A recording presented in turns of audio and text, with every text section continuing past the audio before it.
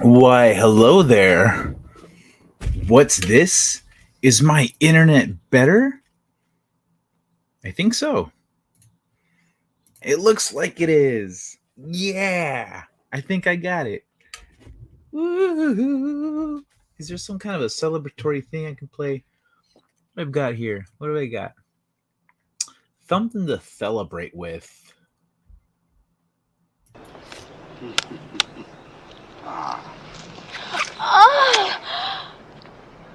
It's good to be the king. Yep, that was a good way to celebrate. So, let me see. Baby Outlaw. Hello, senorita. Good to see you. It is a hell of a night to be live right now.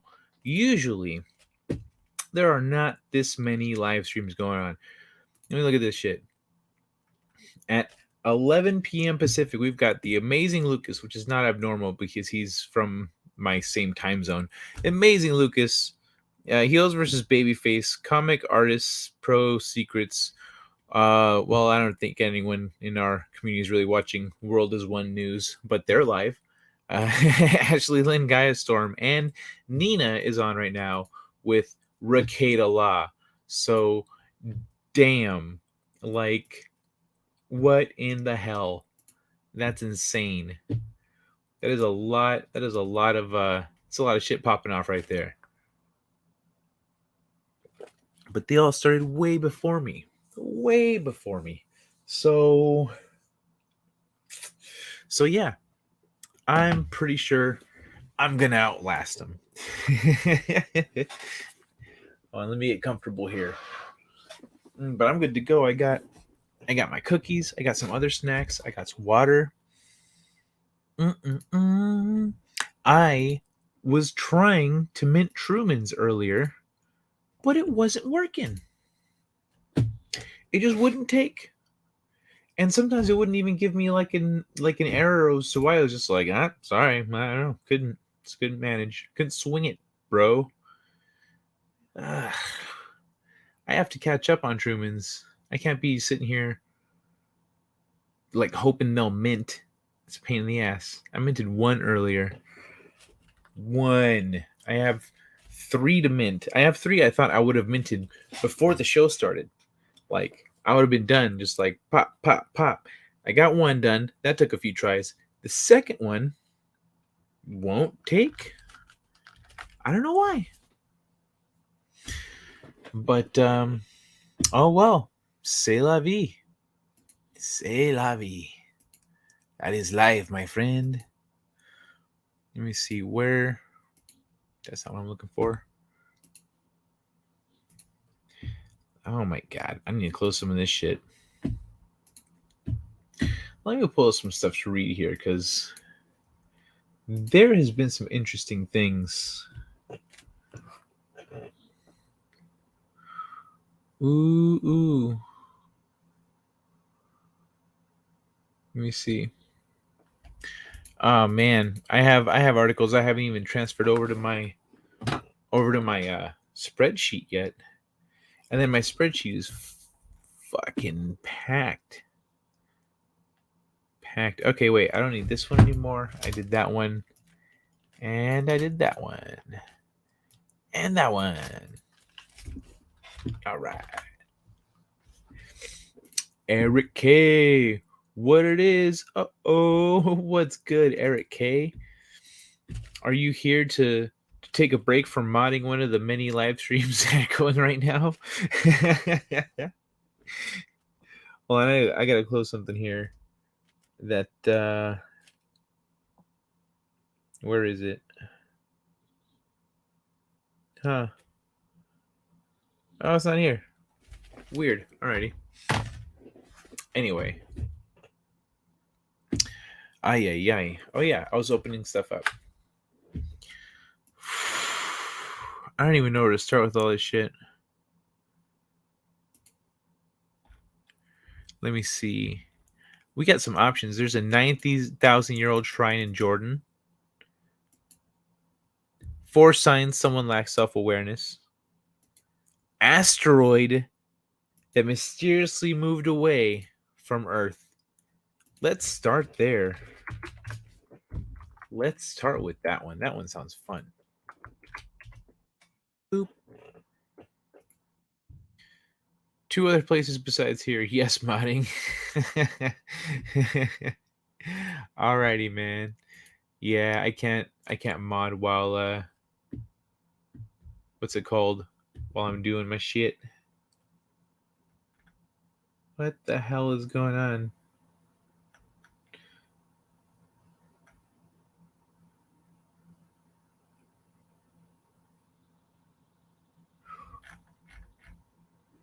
I don't know what's going on. I'm looking at what's it called? Ashley Lynn's chat, and it's just all Courtney. It's just a wall of Courtney, and all the messages are retracted. What the fuck did I miss? What the fuck happened there? Uh well, have fun with the modding, man. You're a real G for staying on top of that. I had to start so earlier. Check it out. My as y'all can see, my connection is way better than it has been. Um, but that came at a price. Earlier today, I was trying to do some shit, and I was like, you know what? I'm gonna try to do this thing with my internet because this is the time frame that I have to do that. So I did that, and I knocked out my internet. I totally knocked out my internet. Ah, I had to like go at it for a while, and I missed guild night because we usually get together on Wednesdays to play video games. I missed guild night, but I did ultimately get my internet figured out. So I have a better connection now. Here's the thing. Here's the thing. A buddy of mine gave me one of these Netgear power line adapters, and what they do, for anyone that doesn't know, because I didn't know about these, what it is, it's like a little brick that you plug into your wall socket, and that brick has an Ethernet at the connection at the bottom. You plug that into your router or your modem, whatever, and so like goes from there to your little brick, and then that Wi-Fi signal connects to your like the power grid in your house. And so then you plug another one of these little bricks into another wall socket somewhere else, and you can plug Ethernet into your computer, and you don't need like a wall outlet and Ethernet outlet. You don't need to run like a cable along the corner of your walls. You don't need to do none of that shit. So, um, and also if it's really far, it can be a bitch. And so, I tried using those. Didn't work because I am in like a back house, and the front house is just too far.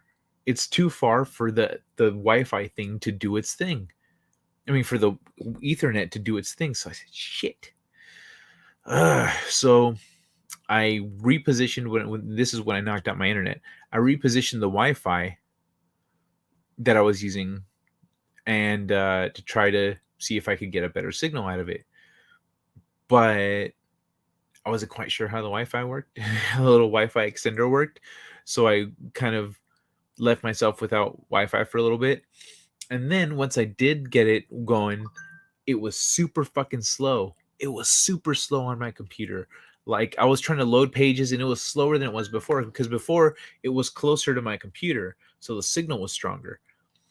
But now it was actually closer to the Wi-Fi like signal. So what I did was I combined what I was trying to do and the Wi-Fi thing, so that I plugged the little brick into the wall, and the little brick has a little outlet, so that outlet isn't occupied. You can still use that outlet. So when I plugged the Wi-Fi into that bitch, and the Wi-Fi extender, so then the Wi-Fi extender gets the Wi-Fi. I plugged the Wi-Fi extender with an Ethernet into my little brick, and then I got the other little brick here connected to my computer. Fucking magical internet, baby. Mm. It's so much faster than it was before. Like pages load right away. Games update properly. Uh, it's so nice.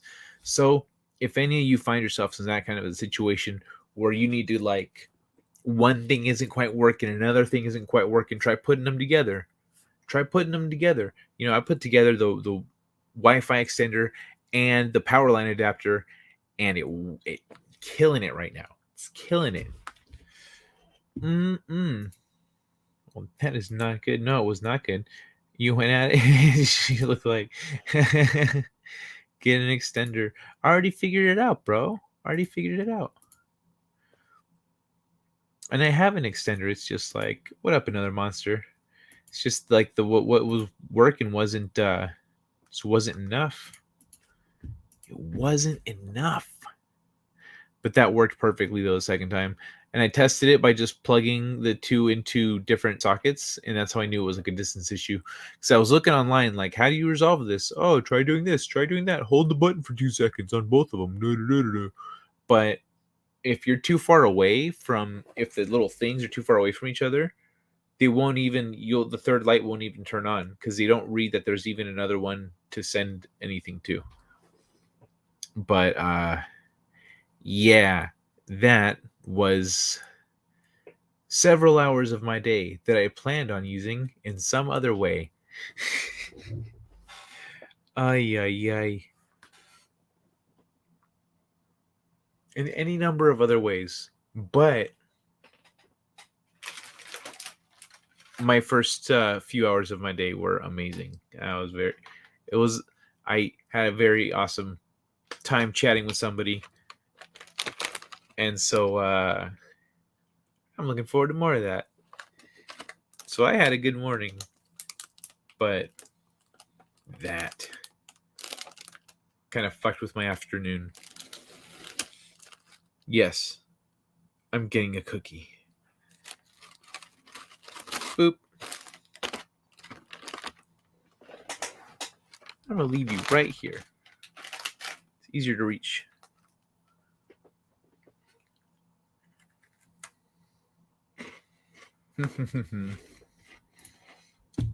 Hey, hey. So, let's look at this asteroid story. Asteroid. Oops.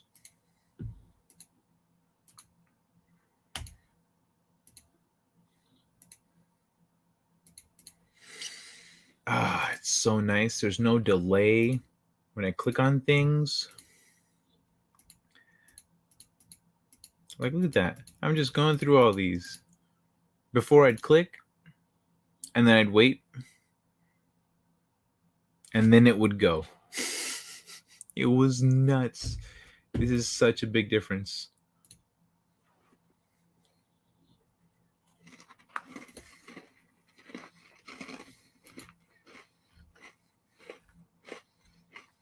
You know what? I ain't smoked a bowl yet. So I'll cue up the tennis ball.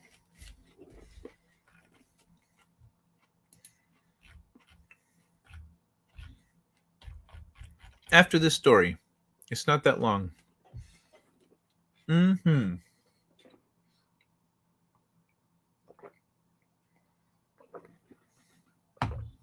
All right. Ladies and gentlemen, an asteroid was headed to hit Earth. Then it mysteriously moved away. The asteroid was moving so fast there was not enough time to attempt deflection, and the European Space Agency said that worryingly, the chance of impact appeared to increase.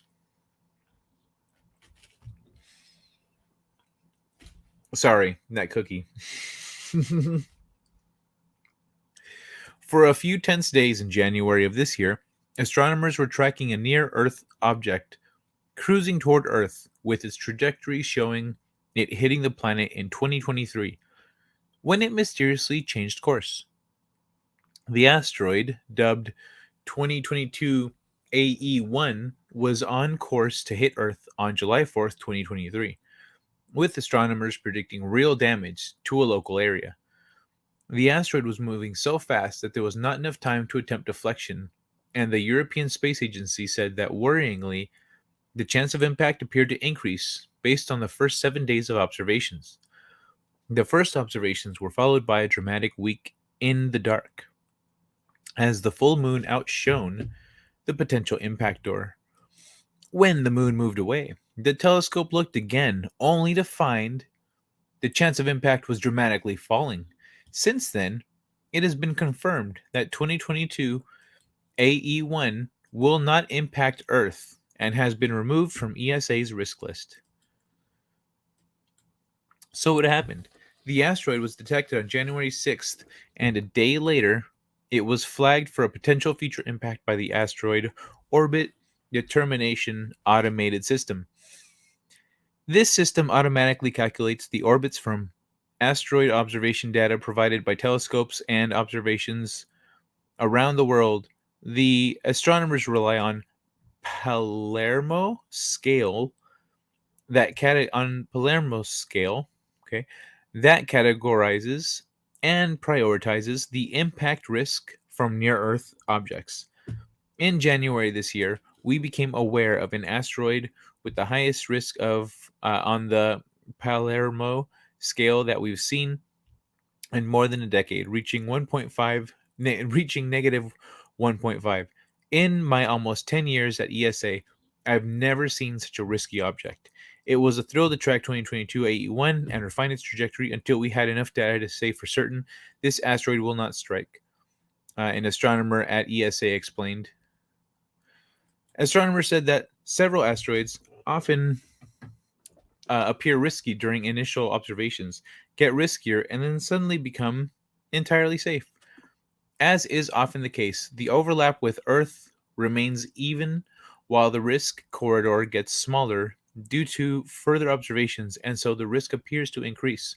More often than not, as the hazardous zone narrows, the small potential corridor moves off Earth and the risk suddenly drops. Okay, that makes sense. Laura Fagioli, a near Earth object dynamicist, said that had 2022 AE1's path remained uncertain, they would have used any means possible to keep watching it with the biggest telescopes we have. Astronomers now predict that asteroid 2022 AE1 will have a safe flyby with Earth at a distance of about 10 kilometers, nearly 20 times the distance of the moon. That does sound much safer. Much safer. Do. Okay. What did I miss? And oh, that's not who I was expecting a message from. Oh, that person is.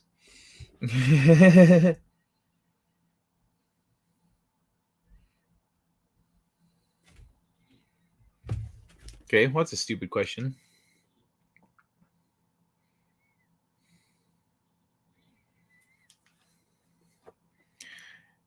All right, y'all.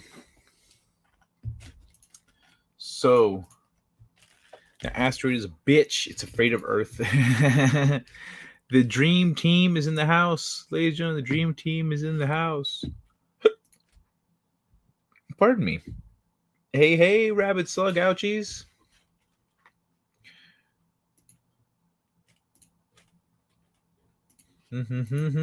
Are we doomed? Apparently not.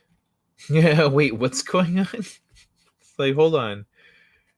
Asteroid's gonna hit Earth? What are we talking about here? Everyone else is having fun on their streams. We're talking about the end of the world.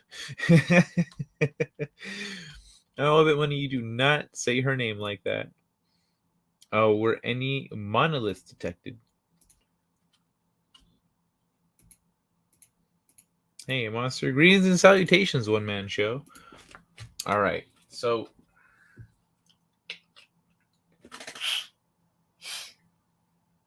that's better. All right, y'all know what time it is.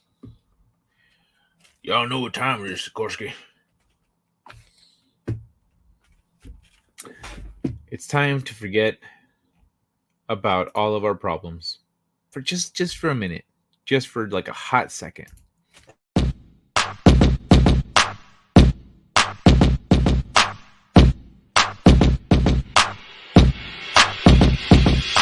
Tennis ball, throw it against the wall. Tennis ball, throw it against the wall.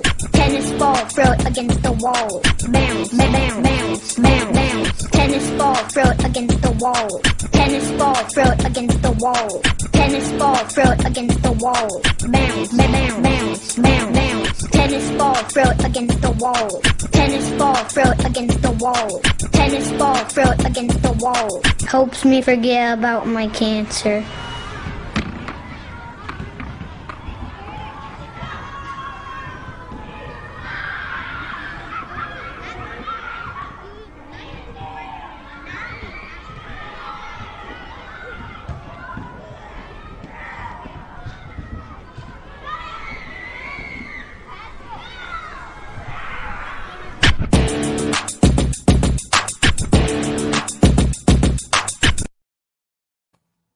Boom, boom, boom. Oh shit, we're back.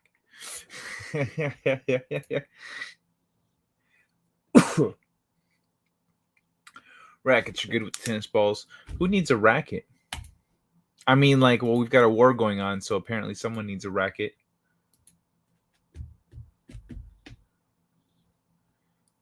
The fuck is everyone on about here? Anyway, yeah. So, I did not know that. So I thought that I was about to read a story. You know, I don't want to say aliens, but aliens. Yo, I should get that clip. I should write that one down. Aliens.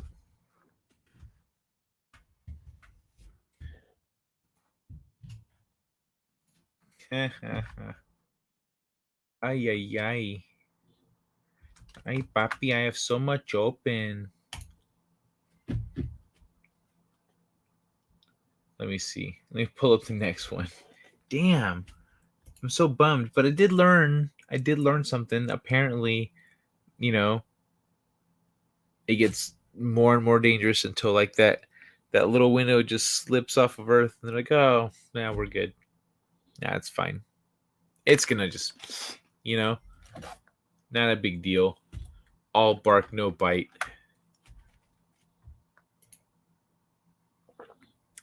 Puppet theater in Ukraine. Depends on your definition of racket. Well, war is a racket, so don't hug eggs. You mean huevos? They're called huevos, amigo. You want to grab yourself some huevos? You might have some sexuality uh, issues there, my friend. Uh, let me see. I can't believe there was what's it called? So many people, but I mean, like, it makes sense with Kate Law and stuff. But I've never seen that many people in this chat. I think that's a new record for her. I was like, it was just like approve, show, hide, like over and over. All these random ass people I ain't never seen before. Space eggs. Let me look at the next thing. The next thing, man. Son of a bitch. There we go. Late night delight. Okay. So I'm curious about this one. Street Fighter. This one has to do with Street Fighter and Nintendo.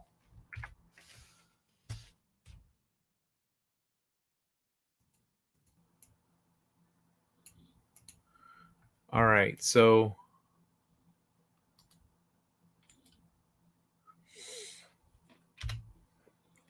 Check this shit out. Retro Nintendo Life. How a remarkable Street Fighter port soured the relationship between Capcom and Nintendo. You're sitting on 4 million to 5 million in inventory cost. That sounds like a lot. Much has been written about how the N64, for all of its amazing games and technological advancements, was something of a misstep for Nintendo, especially after a decade of amazing success with the NES, Game Boy, and SNES. Nintendo famously decided to go with expensive cartridges rather than adopt cheaper but easy to pirate CDs, a choice which cost it the support of more than one third-party publisher, which with former staunch ally Square being perhaps the most notable example. Shiny's Dave Perry was vocal about the fact that he wouldn't support the system at the time, but the loss of Square support hurt Nintendo more keenly. The company's Final Fantasy RPG had been million sellers on the Famicom and Super Famicom, but the relationship between the two companies broke down in spectacular fashion in the mid 90s, with Square linking up with Sony for the seminal Final Fantasy VII, a title that was originally intended for Nintendo hardware. Oh my god, I would have loved that shit as a kid. I would have fucking loved it. I was so mad that my friends got to play Final Fantasy and I didn't. There was this one Final Fantasy commercial. I was so excited. I was like, "What's this game?" And it's all Final Fantasy. Oh man, it's only on PlayStations. Fuck. Ah. What's this? How do you spell Adewisen? Adewisen? I don't know, my friend. Another previously loyal company that dramatically cooled off its relationship with Nintendo during the N64 era was Capcom. One of the earliest supporters of both NES and SNES, Capcom's titles had played a huge part in the success of Nintendo's home systems. Games like DuckTales, Mega Man, Final Fight, Breath of Fire, and of course, Street Fighter II had turned both consoles into must-have platforms for series gamers and uh, for series gamers all over the world. But the company would support the N64 sporadically at best. In fact, only 3 Capcom games ever made it to the N64 console: Resident Evil 2, Mega Man Legends, and Magical Tetris Challenge. What caused this massive rift between two firms which had previously enjoyed so much success? Well, the answer isn't all that shocking. It's largely the same reasons for so many other third-party uh, it's largely the same reasons that so many other third parties flocked to the PlayStation: low costs and larger user base. But as was touched upon during a recent Retro Nuts podcast on the Street Fighter Alpha series, that straw that broke the camel's back was the remarkable SNES port of the second Alpha game, which launched very late in the lifespan of the console. Back in the days of the SNES, third party manufacturers had to place orders with Nintendo and Sega, for that matter, for physical cartridges and would have to estimate how many copies they would need before placing an order. If you overestimated the order and found that the game was a flop, Nintendo wasn't going to refund you the cost of producing those cartridges. And the temptation would always be to place a big order just in case, because the production turnaround on millions of cartridges could be quite a lengthy one.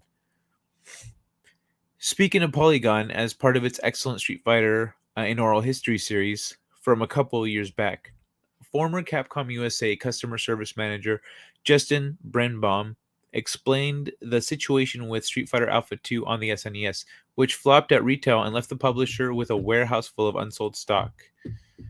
That sucks. I was involved with finding third parties to take the games that were sitting in the warehouse off our hands, because at that time the cost of goods on a Super Nintendo game, especially because these games required so much memory, was anywhere between 25 and $40 a cartridge. So if you over manufactured by 100,000 cartridges, you're sitting on 4 million to 5 million in inventory cost. And I do remember the warehouse, because the shipping warehouse was right next to the Capcom offices, and I remember the warehouse was just being loaded with pallets and pallets of the game. It was part of Burnham's job to dispose of unwanted inventory, and he explains that Capcom was forced to indulge in some unorthodox practices to shift the cartridges because Nintendo's policy wouldn't allow for returns. I remember dealing with some companies that we would ship them to, and they would guarantee to ship them out of the country so they didn't get resold back into retail. That was a really common practice back then. This was like a legitimized gray market to sell off stock without destroying the retail market in the US. They would sell it to distributors who promised to take it south of the border, and then it was all gray market south of the border for the most part, but they needed content. So we sold at a loss, but they were contractually obligated. If those units came back into the US, they would be fined. That's some of those dirty secrets that nobody really talked about. We cut these deals for a pallet full or two pallets full for these companies, and they were good deals because they were cash in advance. So we didn't ship until the wire transfers would come back through. Then literally they would show up with a box truck. We'd load the pallets onto a box truck and they'd drive them off. That's why some games are so hard to find. If they created so many copies and then sold a bunch of them overseas, you might have to go overseas to find a copy of that game, like a legit copy from here, from this region. That's nuts, man. But interesting. Great, Kai. Now you have the DuckTales song in my head. I can crush most people with Chun Li. She's my go-to in Mortal Kombat and Super Smash Bros. 2. Chun Li, cool. Mortal Kombat. Life is a hurricane here in Duckburg. Okay, solve a mystery or rewrite history. Sumo Dude rocked. Oh yeah. E Honda.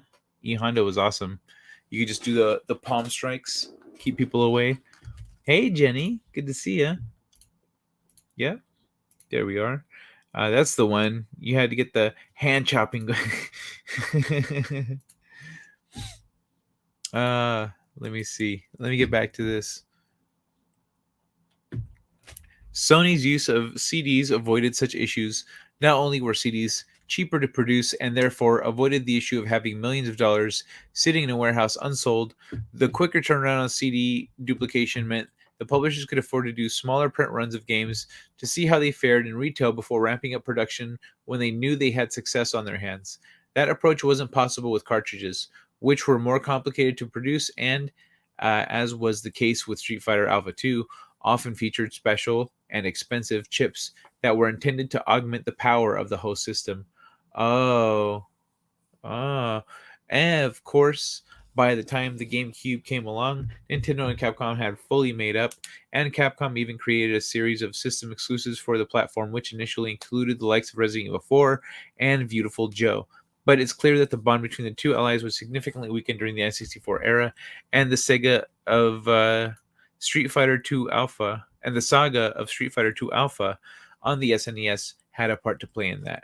What makes all of this so interesting is that the SNES port of Street Fighter Alpha 2 was a staggering technical achievement. Granted, it pales when compared to the Saturn and PlayStation versions, which were released around the same time, but given that the console was 6 years old by that point, it's a very respectable effort, and one that deserves a better legacy than being the title which briefly soured the relationship between two massive gaming firms. Damn. Learning shit tonight. Learning shit. Am I still kind of red, or does that look good, like a normal skin tone? I can't tell. My eyes a little dry. Oh man, I got some meat and dry eyes. Ay ay ay. Chingadera, chingadera. Let's see what we got going on here.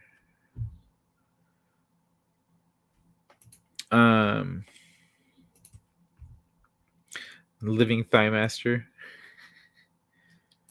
Chun-Li is a kicky version of E Honda.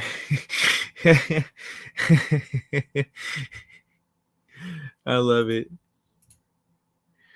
I use Street Fighter. Most game journalists are dumb and don't know that. What is normal skin tone? Like, not glowing.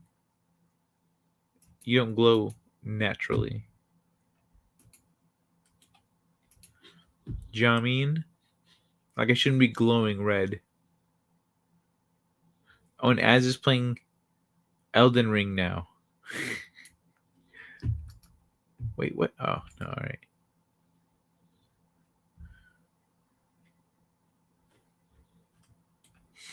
Anyway, what is a normal skin tone? It's just like, because I gotta fuck with like the saturation and the other settings in this shit. So yeah, you know what I mean. Beautiful Joe. Oh, did I accidentally click this? Dude, I never got to play Beautiful Joe. Came out when I was in college, I think. It was badass. Like I played it, but I didn't play through it. Like a friend had it or whatever.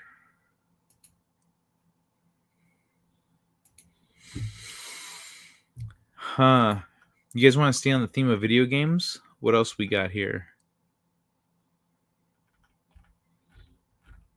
Let me see. Mm.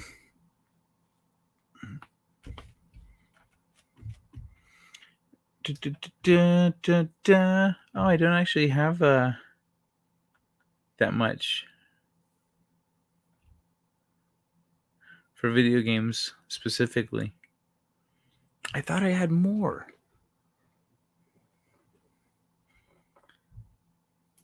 Oh well, I do have something cool we could talk about. Boop boop boop boop boop boo.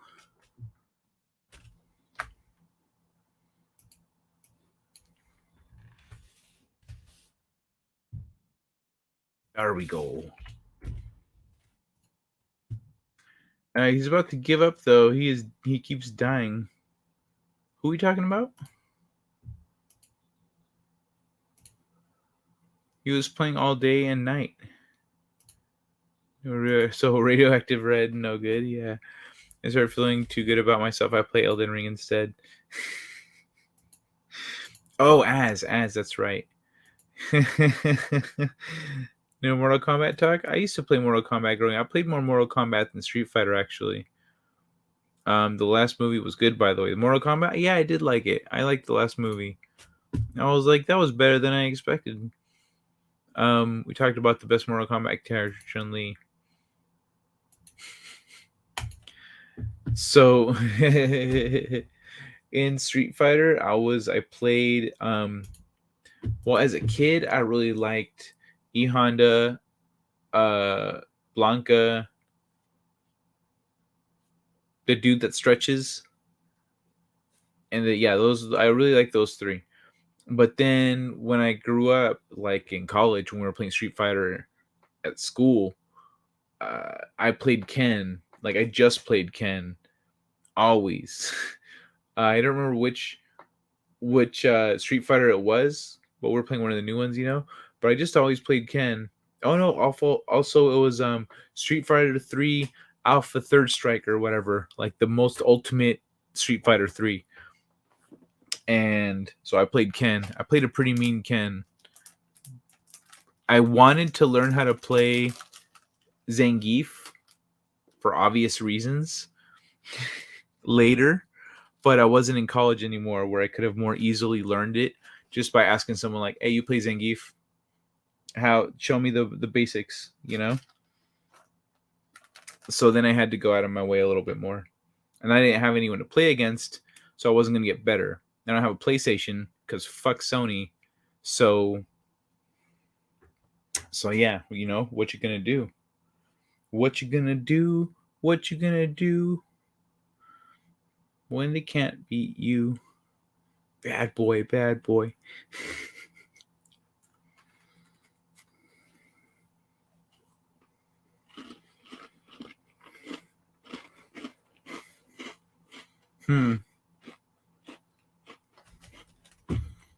So, can I close this?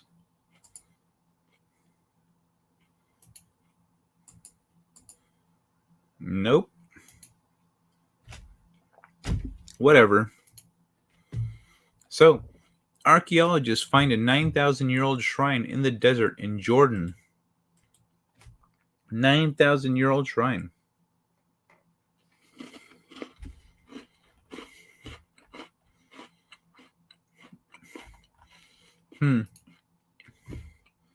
Actually, we can talk a little bit more video games if you guys want. Like, which one did you like more? Mortal Kombat or Street Fighter? We're doing this next, though.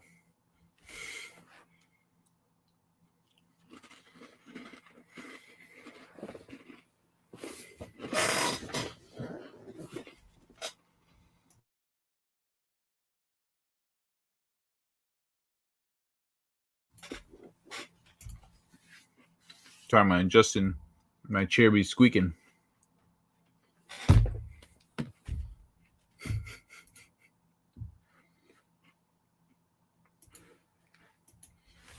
But what's the game I'm thinking of right now? Guilty Gear. Did anyone or does anyone out there play Guilty Gear? Because Guilty Gear has got a motherfucker named Kai, and he kicks ass.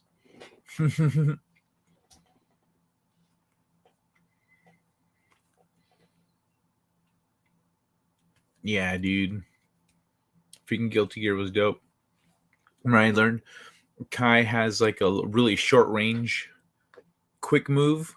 Like his idol is he's standing there like holding a sword, kind of like it's still in its sheath, and he's just like leaning back, like holding it in front of him, like it's at his side, but you're looking at him like this, so he's like this, like I'm standing, and all he does is he just like pulls the handle out a little bit and pokes you, just boop, and it kept using it as an interrupt. So my friends would come in with this big attack, they're all, and I just go, book, and I just poke them with it, and it would like knock them out of the animation. Like, damn it, Kai, you son of a bitch!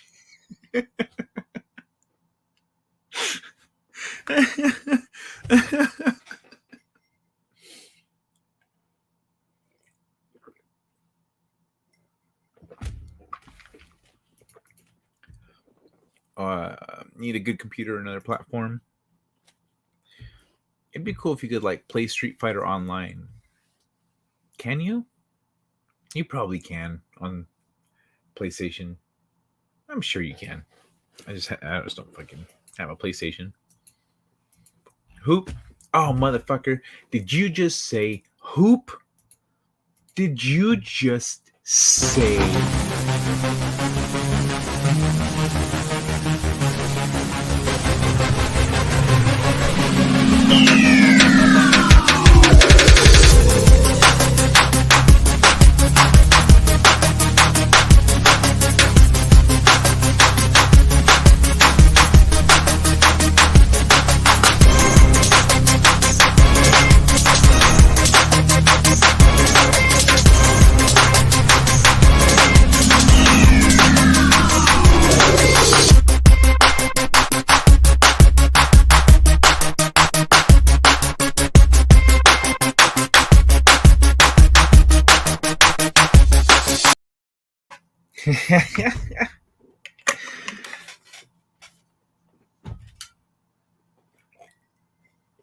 I need some water. Oh man, that kid goes all out. He goes all out. All right, let's talk about archaeologists find a 9,000-year-old shrine in the desert in Jordan. So, Amman, Jordan. A team of Jordanian and French archaeologists said Tuesday that it had found a roughly 9,000-year-old shrine at a remote Neolithic site in Jordan's eastern desert. The ritual complex was found in a Neolithic campsite near large structures known as desert kites, or mass traps that are believed to have been used to corral wind gazelles for slaughter. Oh, to corral wild gazelles for slaughter. Pardon me. Such traps consist of two or more long stone walls converging toward an enclosure and are found scattered across the deserts of the Middle East. The site is unique, first because of its preservation state, said Jordanian archaeologist Wael Abu Aziza, co director of the project. It's 9,000 years old, and everything was almost intact. Within a shrine, within the shrine were two carved standing stones bearing anthropomorphic figures, one accompanied by a representation of the desert kite, as well as an altar, hearth, marine shells, and miniature model of the gazelle trap. Wow, they even had a miniature model of it like before they built it. Like, okay, so it's gonna look like this. What is this? A gazelle trap for ants. The researchers said in a statement that the shrine sheds an entire new light on the symbolism, artistic expression, as well as the spiritual culture of these hitherto unknown Neolithic populations. The proximity of the site to the traps suggests the inhabitants were specialized hunters and that the traps were the center of their cultural, economic, and even symbolic life in this marginal zone, the statement said. The team included archaeologists from Jordan's Al Hussein bin Talal University and the French Institute of the Near East. The site was excavated during the most recent digging season in 2021. All right, cool. I mean, I'd like to see some pictures of these kite thingies that they're talking about. This photo shows two carved standing stones remotely Neolithic site, a team of Jordanian and French archaeologists. Okay, well, so these are a couple standing stones, I guess, but all right. Let me see. Great shot. Wasn't Aman in the movie Star Trek 6? I don't know. When I hear Aman, I think of The Legend of Korra. Discovered Country is my favorite. Trek. Because Chris Plummer's Klingon keeps quoting Shakespeare. It's awesome. Only one M. Chris Plumer. Yes, Plumer, another monster, you uncivilized swine.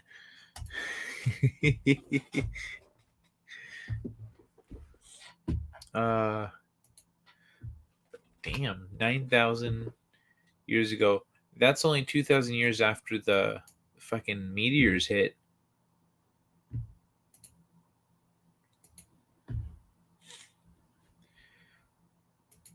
Do.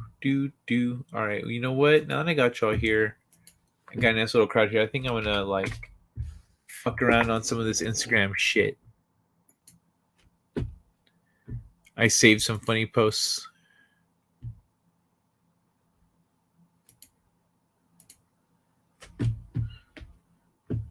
Uh, that's not what I clicked. Oh, yeah, it is. Yay.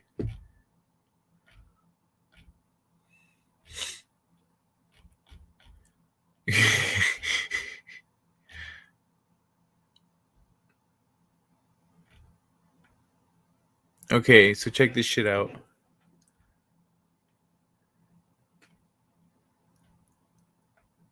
Okay, I love this one. This shit cracked me up. Everyone swears that they're solid, but ice is solid too, till you put some heat to it. Totally here it is. I can't do his voice very well though.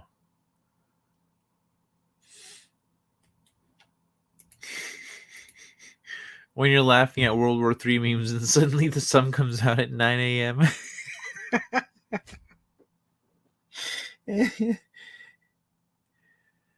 uh,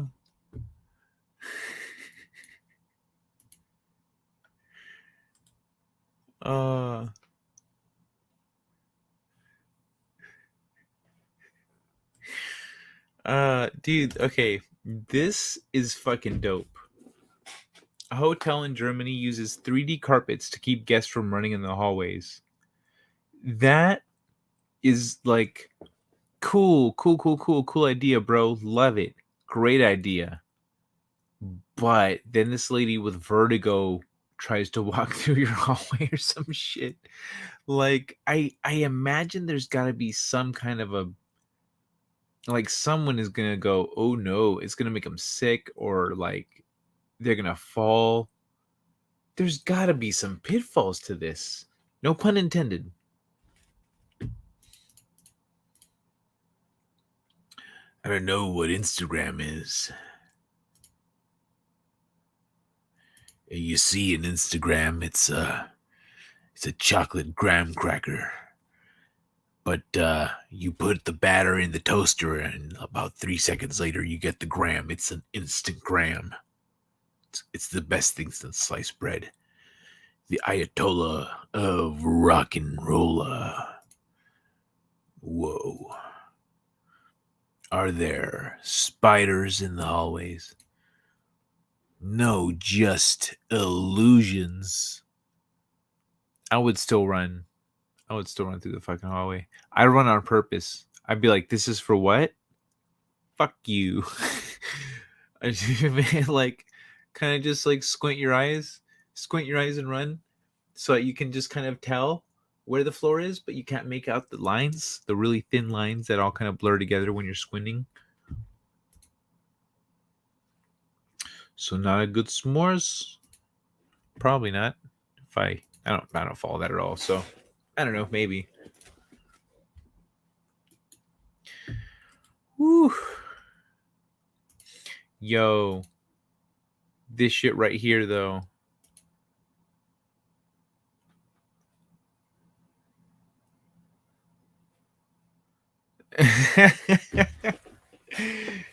She got stuck.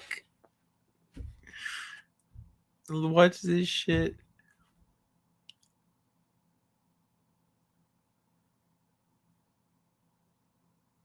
She lifted her feet up. That's what she did wrong. She should have like tried to pull herself a little farther.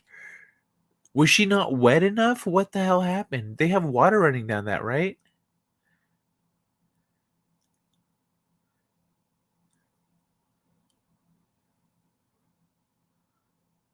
Ah.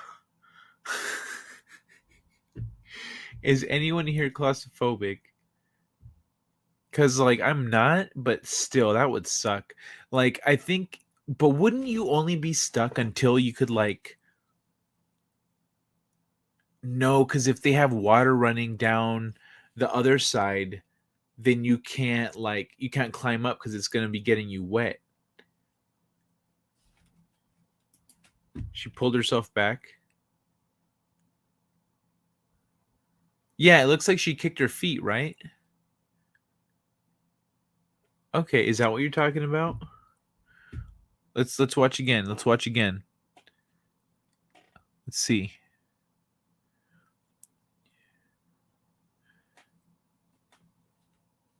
Yeah, she like does something with her arm. She reaches out and like does something. Oompa doompa dude buddy doop. I don't see any chocolate. I already ate some chocolate. I've had several cookies already in my quest to rid the world of cookies.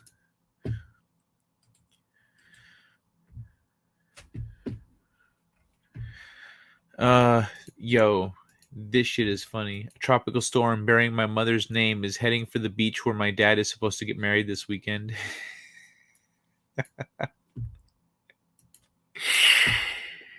Oh, that's fucking great. 50 Cent was a Latino. 50 pesos. 50 pesos. Órale, yo soy 50 pesos. I love that he got the hair right here. Oh, oh my god. Schnozberries taste like schnozberries. Estoy en el club. I don't know the song well enough to translate it in real time or at all. I would need the lyrics. This one was just fire right here. The distance between your dreams and reality is action. Most people just expect shit to happen. Fuck that. I'm just gonna leave that right here for a second. Check the chat. I have a penny. Another monster. Verug Assault, the little brute, has just gone down the garbage chute.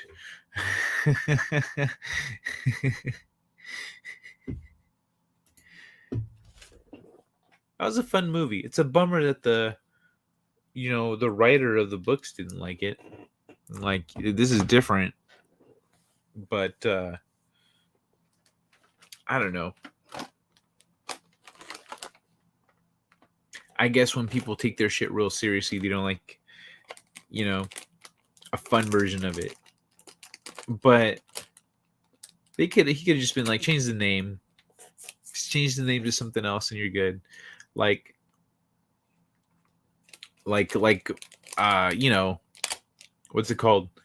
Tim Burton's A Nightmare Before Christmas. Like, they could do like a thing where it's like a reimagining of, or like Disney's, Disney's was it a Disney movie? Who the fuck made A Nightmare Before? I mean, not. What's it called? Willy Wonka Chocolate Factory. What was that I just saw on the autofill? Willy Wonka 2023.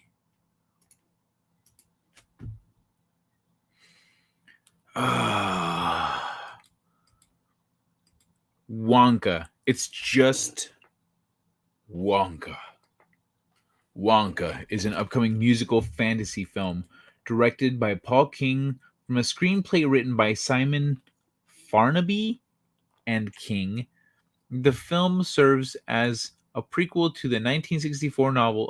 Prequel to the 1964 novel, Charlie and the Chocolate Factory by Ronald Dahl, and stars Timothy Chalamet as the title character, following his early days as an eccentric chocolatier. The story will focus specifically on a young Willy Wonka and how he met the Oompa Loompas on one of his earliest adventures. Did you guys know this was happening? Did you guys know this is happening? Hold on. Ukraine meme. You're going to have to wait. What in the fuck? Okay, this is a moment. We're going to switch. Okay, hold on. Wait, I have a clip for this now. I have a clip for this.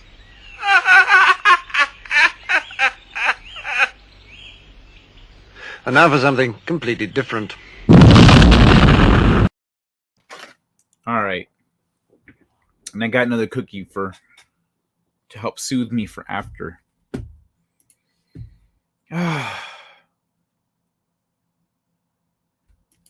Violet. You're turning violet. That's it. Thank you. I'm thinking of the OG movies. Wait, what the? How much did I miss? She was a brat. Who was the? Oh yeah, Violet. Who's the blueberry? Violet Beauregard. Mike TV. And of course, Charlie Bucket. Anti-derivative Jill. Hey, nice to see ya. I don't think you've swung through here before. Transmedia canonical verisimilitude, aka the movie will always be different from the book, but doesn't mean the movie shouldn't try. True. And there are something like, I hear you. There are some things that when I'm watching the movie, that's actually why. So this is why I liked the new Mortal Kombat movie. Like, I don't know, was it Rabbit Slug? Somebody in the chat earlier said that they liked the new Mortal Kombat movie, and I agree because of this right here. Like, they tried. That sounds fucked up. Let me try that again. So I liked the new Mortal Kombat movie because like they were like they wanted to accomplish a lot of the things from the games. They wanted to make as much of that happen as possible. In order to do that, they introduced this new mechanism with the like tattoos and the chosen ones and the secret powers and shit. They added all that just so that they can do whatever the fuck they want with any character. Okay, so Jax has cybernetic arms well past current technological capabilities. Magic. Boom. Nailed it, biatch. So that's what I love about the new Mortal Kombat is that they said, yeah, fuck it. This guy can do this shit. Sure, yeah, magic. He can is with the things and the magic, magic, magic, magic, magic for everyone. They went full Oprah on Mortal Kombat. So that's what I like about it. And I know it's kind of a trite, it's a trite thing, you know, it's a trite story mechanism, but they used it to solve a lot of problems before they became problems. Before all of us nerds started going,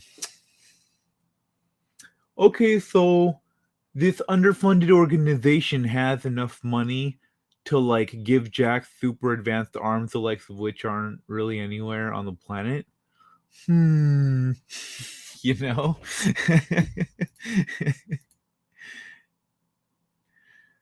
Monty Python.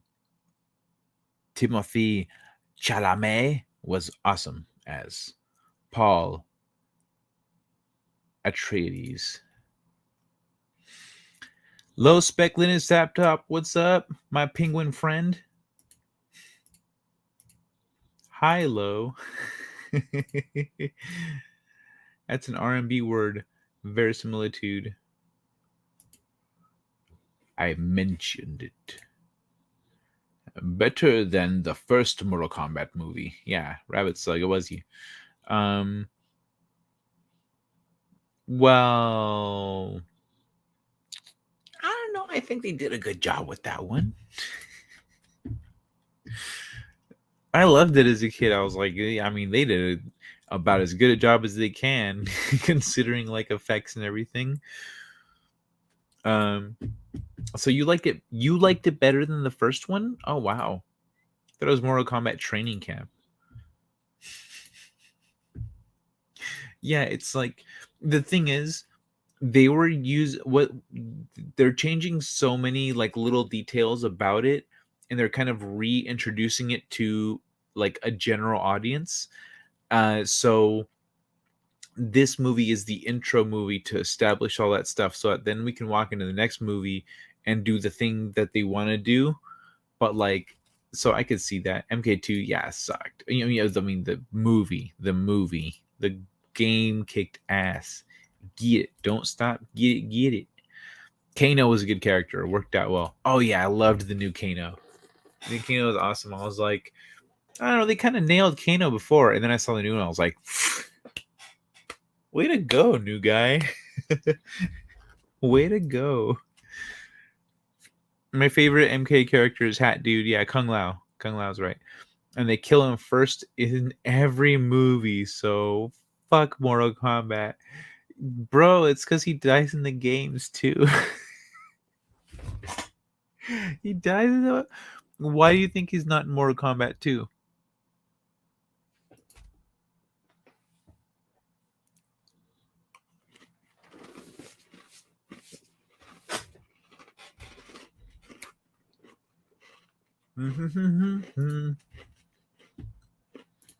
I need a clip about cookies.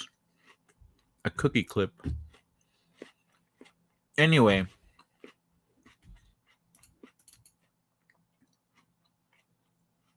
What the fuck?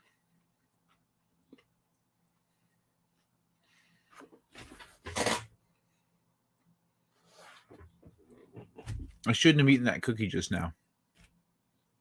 That was a bad time to eat a cookie. Anyway. Whoops. No sound. Actually, I don't need sound for this part.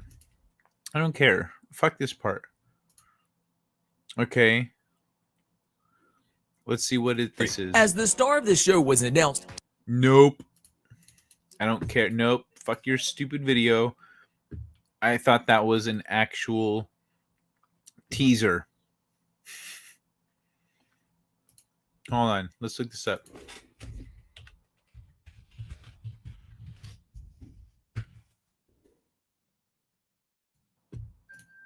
Okay. It's 40 seconds. It's 40 seconds. All right. I have the right one this time.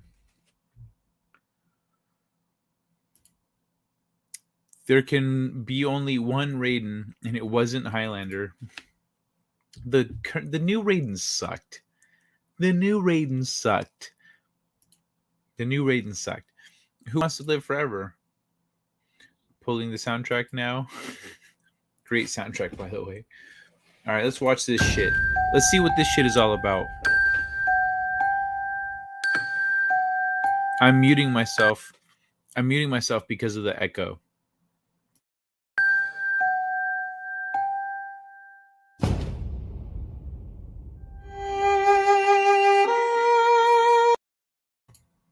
Okay, so you know what? I think I'm actually just going to mute the audio and play the video and then talk about it because there's no reason for any of this audio. It's just like mood music. Bong. Boom. Bing, bing. What the fuck? Oh. Asked for?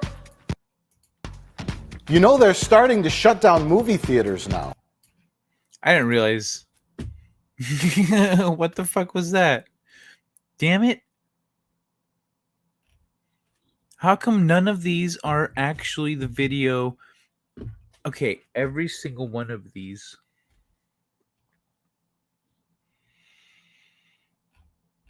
None of them say anything. Okay. Fuck it. Whatever. They're doing a fucking Wonka movie. Who gives a fuck?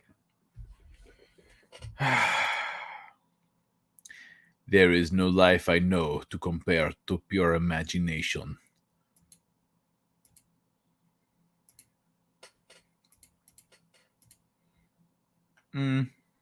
Yeah, well, you know, that's just like your opinion, man. Pardon me.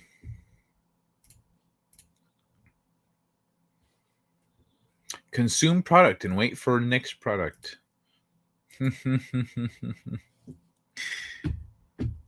Ay, ay, ay.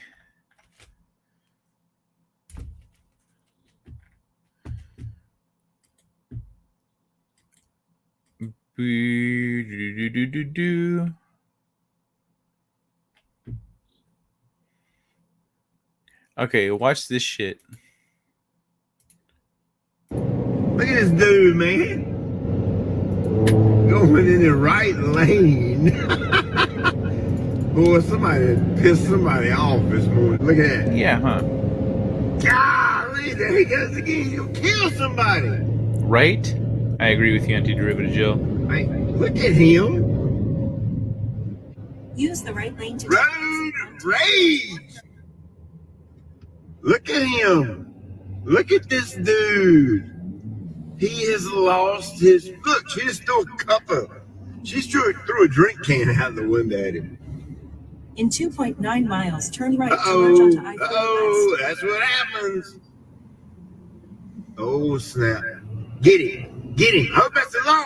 Yeah. Yeah. Get him, baby. Tear his head up.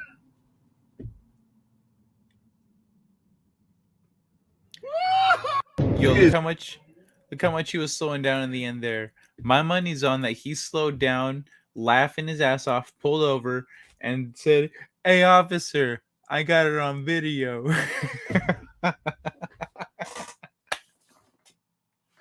I I bet you he did that shit.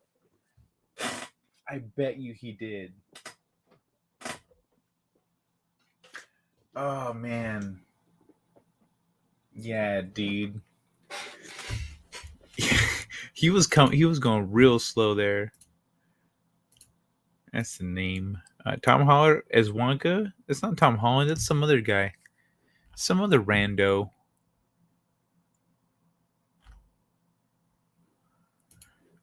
Oh yeah. Nah. Uh uh uh uh. Around my nigga, you know, where y'all go? Y'all just gonna ride off on them in the middle of talking? Y'all Let's fucking go.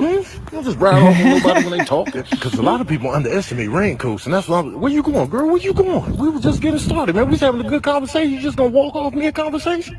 Is that a culture thing out here? She Y'all turned just around like, walk what off the fuck? mid-conversation? You better ring my bell before you. Oh, wait. You swatting me off like I'm a fruit fly here? I'm a fruit fly to you, huh? Where you in with grocery bags, girl? Don't you ever just wave me off like,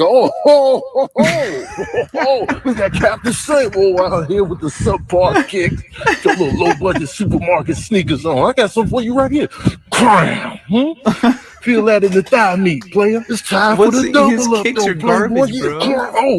okay. Oh, you kicking? He's got no power. He's just like toe tapping Yeah. him. Oh, we shoving now, huh? We shoving? Yeah, you better use a treaty of events, swinging the safety. No, don't try to blend into the crowd. Trying to blend into the crowd like they're gonna save you. Oh, and where the hell you going, tight pants? Come over here, tight pants. Where you going, man? You know them pants they built for the running you trying to do. Come over here and feel the ramifications of being nosy. Also play Bodak Yellow.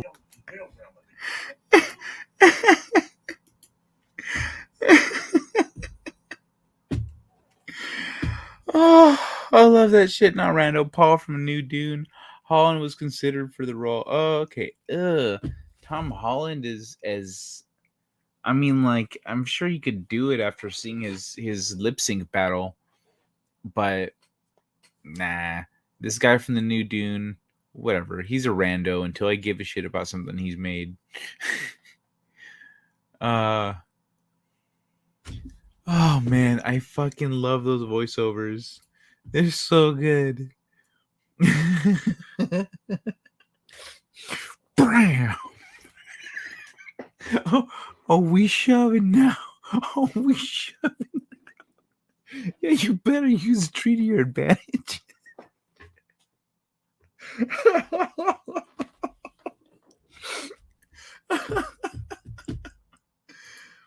Geese.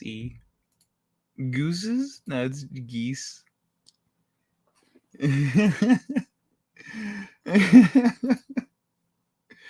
No, Tim is already awesome, bro. Tim, what? Timothy Chalamet? Timothy Chalamet? Timley Tamale? If his name was Timley Tamale, I'd care more because tamales are awesome. You know what? You say that, but have you seen his lip sync battle with Zendaya? Like he full on like cross dressed and everything. He went wild. He went nuts, dancing and shit. It was dope. I mean, like he started off with Singing in the Rain, and then he transitioned, and he freaking mopped the floor with her. Let me see. What am I? I'm missing one in here. Where'd it go? Still haven't seen the new Spider-Man movie. I missed this one. It's not the one I was thinking about, but I missed it. Bruh. It's so good. I mean, okay, here's the thing. It's not great. It's very good. I personally, the way I feel about it, me personally, you might feel different, but me,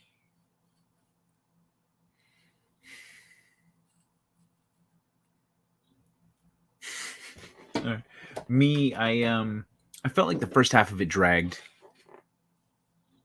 Like the first half of it was long, slow, too much establishing mood and like just like get to the monkey, bro. Get to the fucking monkey. Like there's too much setup. We see what you're doing. We see what you have to do, what you're trying to do, yada yada. Fucking so like the Sandman was the smoothest character there.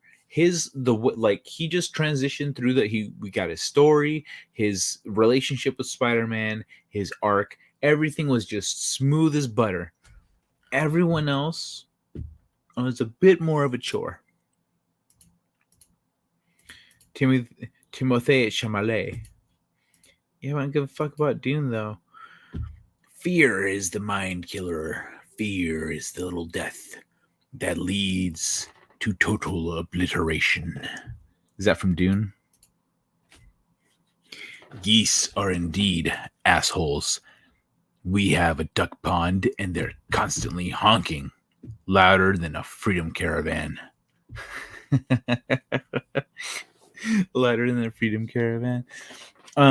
We had geese when I was a kid, and my uncle would always tell my cousin, my younger cousin, he'd tell her, stay away from the geese, stop fucking with the geese, etc., etc. Of course, she would not listen. And one day I was outside I saw the geese. I knew not to fuck with them, but I'm out back with my uncles watching them do whatever they're doing, and I see my stupid ass cousin come out, and she goes over to like pet the geese or whatever, and the geese are tired of it, and so they attack her, and they're like whack, whack, whack, whack, whack, like fucking charging at her, clawing at her with their little claws. She didn't fuck with them after that. She learned, oh, don't fuck with the geese. We tried to tell her.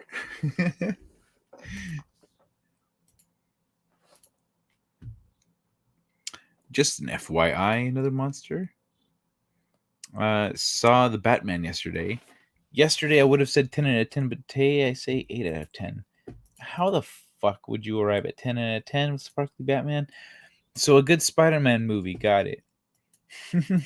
Yeah, it was good. It's like the second half is so good, it kind of makes you forget that the first half, how much of the first half dragged, you know? But like at the same time, you wish there was more of that kind of a rhythm and consistency and energy throughout the whole movie. The second half was sick. Like the whole movie is worth watching for the second half. I mean, geeses. I was invited to the Batman, but I passed. It's pretty dang good. Yeah, I don't know. I don't want to watch it. I don't want to. It looks, I don't know. I don't want to say it looks like a try-hard movie, but it looks kind of try-hardy to me. It looks like kind of try-hardy.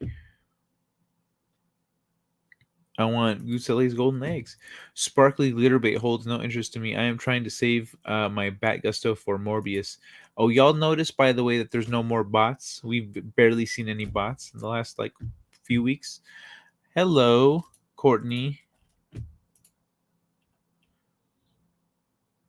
No Way Home is better than the Batman. All right, cool. Good to know. Yeah. Well, then the Batman is nowhere near an 8. Sorry. Yeah, it's kind of try-hardy. See, that feels. Did I really nail it? Like, can anyone else concur? Is it kind of try-hardy? Like, no, we have to make like a Batman movie. It's gonna be like, oh, like awesome. That people watch are gonna be like, oh, extreme. You know.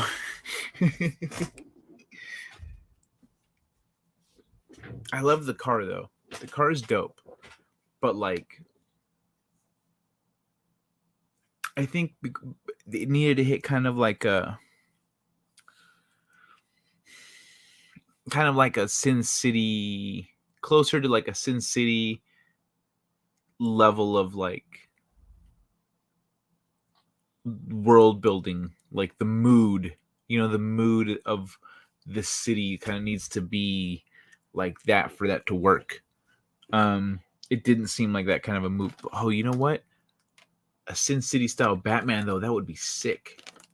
Like with the graphic style shots, the black and white, the touch of color, like,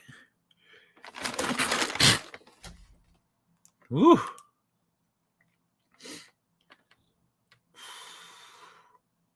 Sudden sneeze attack. Alrighty. I went to mute. Whew. I went to mute myself, and I held it. Ugh. Anyway,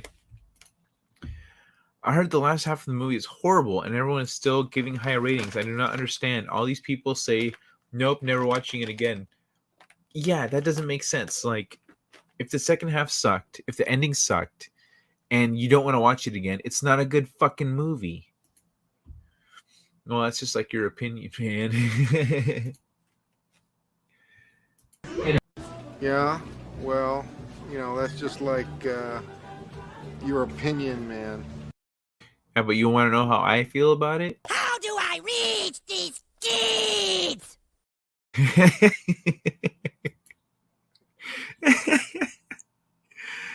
Yeah. Thank you, Antiderivative Joe.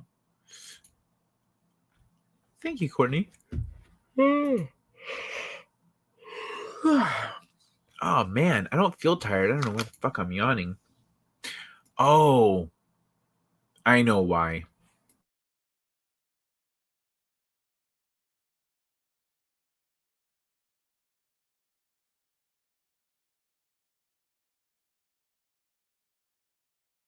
I clearly need another cookie. Taken in small doses, this can help with sneezing, I've heard. Or yawning, or whatever I'm trying to fix. Cookies, they solve everything. Medical advice from not a doctor.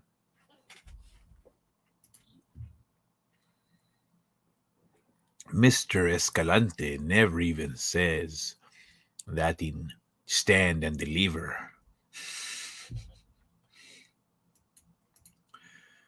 Regular sugar. He doesn't say that? Really? He doesn't say that? I've never actually seen Stand and Deliver.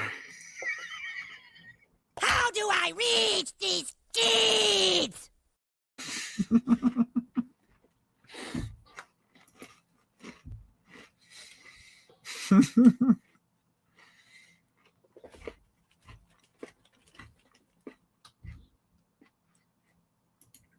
I love that clip.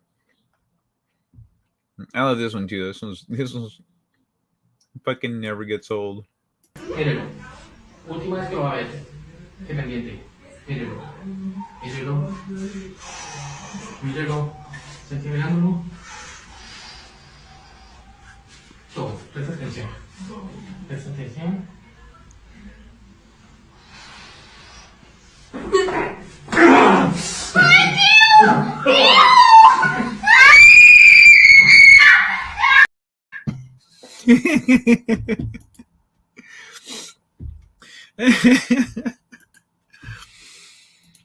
Cookies solve everything, except weight loss, tooth decay, diabetes. I don't know. I've been losing weight. And I've been staying at a good level, eating cookies every night. And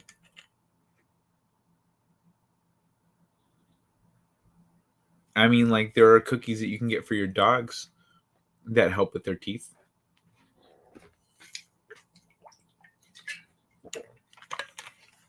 I forgot I have a glass of water here. Anyway, I haven't seen Stand and Deliver in a long time. Freaking Admiral Adama.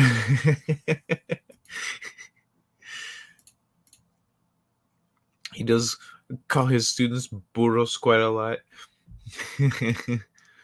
Ustedes pinches burros.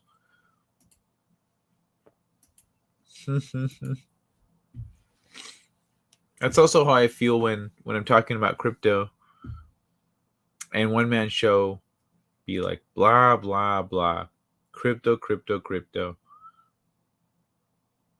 But I'll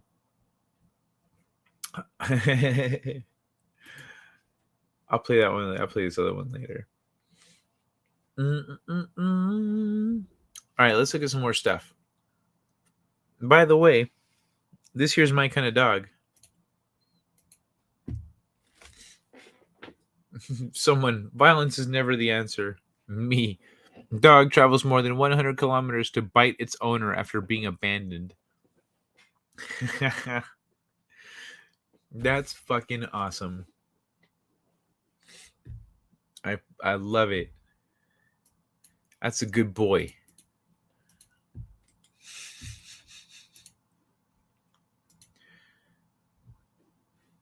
See? This is the shit that I'm talking about. This is what I'm talking about with one man show and this BS, man. Where is it? I'm not used to where it is yet. How do I reach these?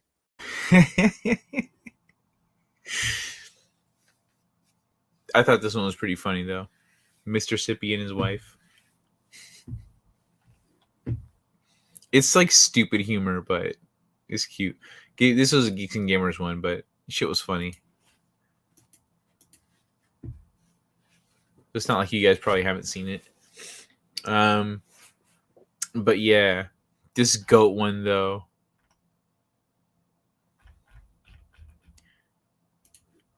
Yellow with this bell around Watch my that shit nigga. again. Where y'all go? Y'all just gonna ride off on them in the middle of talking? Y'all just ride off on nobody when they talking? Because a lot of people underestimate radio folks, and that's what where you going, girl? Where you going? We were just getting started, man. We was having a good conversation. You just gonna walk off me? The guy on the motorcycle got it the easiest. He got to just ride off. Conversation. Yeah, just ride off. Before you. Oh, wait. You swatting me off like I'm a fruit fly here? I'm a fruit fly to you, huh? You and your grocery bags, girl. Don't you ever just wave me off like, oh, we got Captain Sable out here with the subpar kicks, your little low-budget supermarket sneakers. What's happening, I got Sam? some for you right here. Feel that in the thigh meat, player. It's time for the double up, though, player. I love how this guy thinks he can take on the goat for like a hot second until he gets taken down by the goat. We shoving now, like huh? 3 fucking We shoving? times. Yeah, you better use the treaty of event, swinging the safety. No, don't try to blend into the crowd. Trying to blend into the crowd like they're gonna save you. Oh, and where the hell you going, tight pants? Come over here, tight pants. Where you going, man? You know them pants they built for the running you trying to do. Come over here and feel the ramifications of being nosy.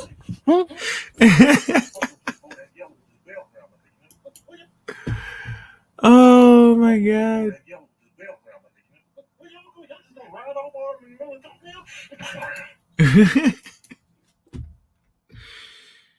Oh, doesn't anyone have a knife? A knife? I don't know. Did you mean knave or knife? Or a sword? Oh, to deal with the goat? Bro, like if he had kicked the goat in the throat, I think he might have got a little progress. But his kicks were weak. His kicks were weak. Look at this shit. Look at these weak ass kicks. Look at these weak ass kicks. Hold on, where's it at? Where's it at? Bam! Alright, hold on. Look at this guy. Okay, so let's watch when he comes over. He comes over. Woo! Look at what was that? What's that? Wah! And then he postures up all tough. Whoa! Whoa! He doesn't get bigger. He gets smaller. Like this goat is gonna understand that. Because he doesn't understand how nature works. Body language and shit. So the goat comes at him again.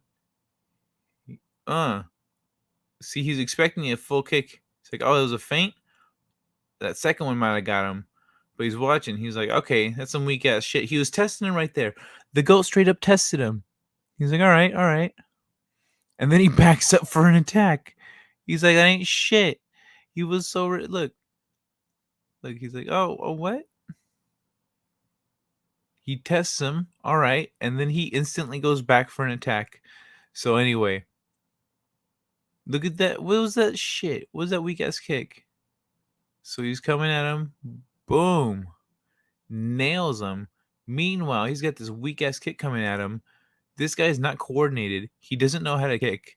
He's not posting up on either leg. He kind of shifts his weight here before he kicks, and he shifts his weight back defensively. He doesn't like sweep at all. He just pretty much lifts his leg up. He's barely even kicking. And then right here, he doesn't do shit to the goat when he could be poking it in the eye, punching it in the face, kicking it in the throat. Nah. Goat goes again. He has another chance. He goes, ole! Pulls a Spaniard move like a punk bitch. Look at this kick. Look at this. Watch. He almost falls over from his own kick. Homeboy almost fell over from his own kick. Look at this shit. Look, he lost balance. He went, oh, look. Meanwhile, the goat didn't even notice he got kicked. Look at. He just kind of stumbles to the side a little bit and turns around like, are you serious? Boom. Takes his ass down. Look at this weak ass kick. That's when the goat is now emboldened. He doesn't even back up. Like earlier, he backed up. So he was less confident. Now he's just going after him. And so he gains confidence in that he can take this human down as they're fighting with this guy's weak ass shit. Look, boom. And then he almost falls over like a punk ass bitch. And while he's still stumbling to regain his footing, look at that. He straight up Biden style stumbles uphill and then sees the goat coming. It's knocked on his ass. He shoves him like a bitch. Oh my god.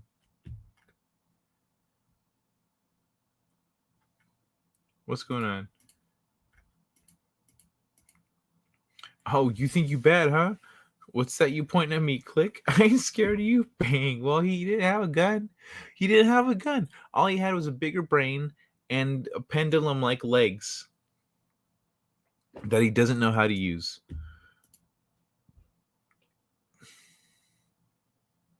I think so, actually. I think it is. You gotta cook it a little longer. I'm immune to drop bears. I smear my neck in Vegemite. It keeps them away. Like most peeps are ninjas. Well, like, I mean, bro, if you can't do, like, what are you gonna do? Like, he goes out and just, I mean, come on, man, just do better than that. We're like, as a man, you're supposed to be able to protect, and if you can't, like, in that situation, don't go into it like you can. Don't charge in and get your ass kicked by a goat, like you're bad. He went in like this. He went in like this. Oh, you see him posture up? Look at. Oh, he does he does that shit. He comes in like he bad. And then he's like, oh, what? See? He's like, he's more confident in himself than me. What? Kick, yeah. Get out of here. Look, he like waves her off. He's like, go, go. Go, I got this.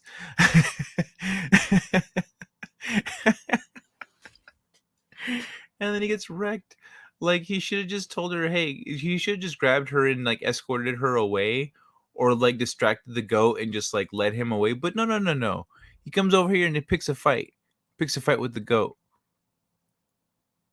Like, he bad. He's like, go, get out of here. I got this.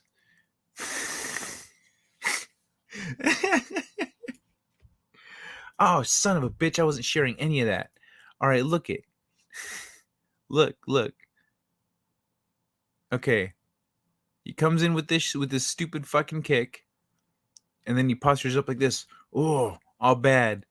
And then he comes at the goat. He does his stupid little kicks. And then when she gets up, he's like, go, get out of here. I got this. I'm going to take on this goat. Just go. Change your camera angles. And then he proceeds to get his ass whooped. Gets whooped. But he comes out here like he bad. Look at that. Go. I got this goat. I'm going to kick this goat's ass. It's just a goat. I'm a human. Get fucked. He came out here like he was so tough. Like, instead of just helping her up, he could have helped her up. Look at, the goat was like, all right, she learned her lesson. He was walking away. But then he saw this guy coming. Because goats, their eyes are on the sides of their head. They can see behind them. They can see behind themselves. So this goat's like, yeah, you learned your lesson, bitch. Don't you be coming at me like that again. And he's walking. What the fuck? Oh, you want to fight, motherfucker? Like, he should have just come over and helped her up.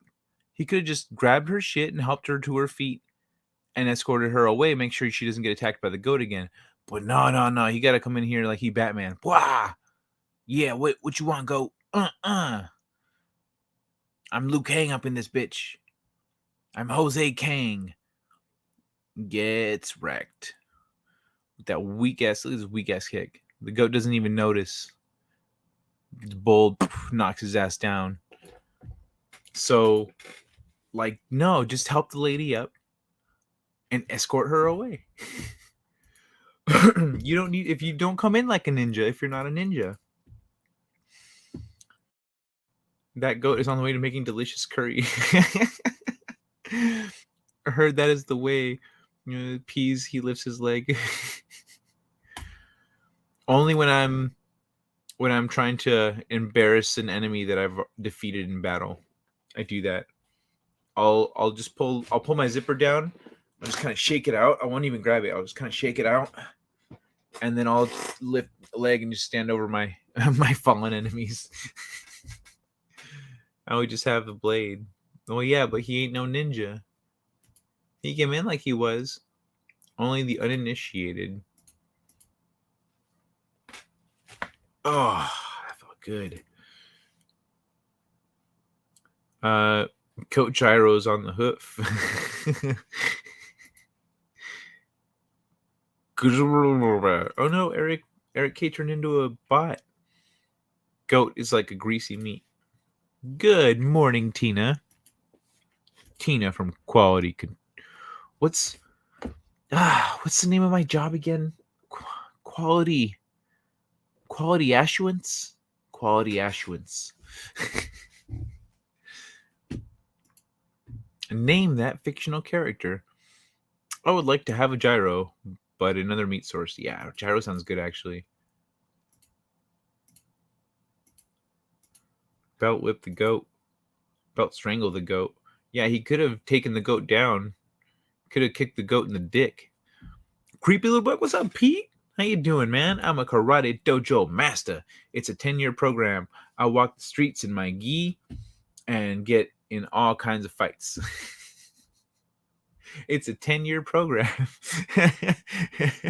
It's like, imagine like a DeVry style commercial for like a karate dojo. Here at Karate University, I learned to defend myself for a safer future. It's an investment that I'm going to treasure for the rest of my life. With my certified black belt from Karate University, this exclusive 10-year program guarantees you a black belt. Go problem solved. You know what? All y'all motherfuckers are talking all this shit about how you would solve the goat problem.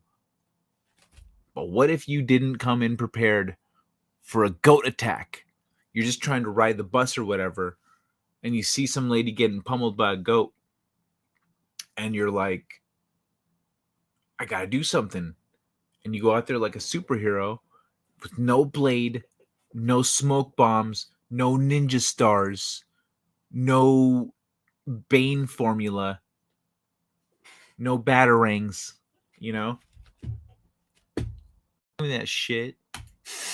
Like you're gonna kick the goat's ass. You have to play the code first. Oh, goat mode. I'm always in goat mode. Scorpion would have roasted him in a second. Come over here. The goat's like, I am. Now, quality assurance is from The Office. Creed is the quality assurance person at Dunder Mifflin, and there's that episode where someone like draws a penis on the paper, and they have this whole fiasco, and Creed's like, I think this one's on me. I think this is my fault. What is my job again? Like it's quality assurance. Quality assurance. He like he throws it. I think it was that episode.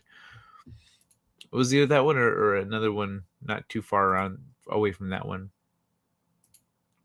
Where is Mr. Miyagi? I don't have any Mr. Miyagi clips. What I do have is... That does not make sense. Why would a Wookiee, an 8-foot-tall Wookiee, want to live on Endor with a bunch of 2-foot-tall Ewoks? That does not make sense. I don't know why it cuts off. It shouldn't cut off. He should say sense. Does not make sense. I'm gonna have to check that one out. See what's wrong with it.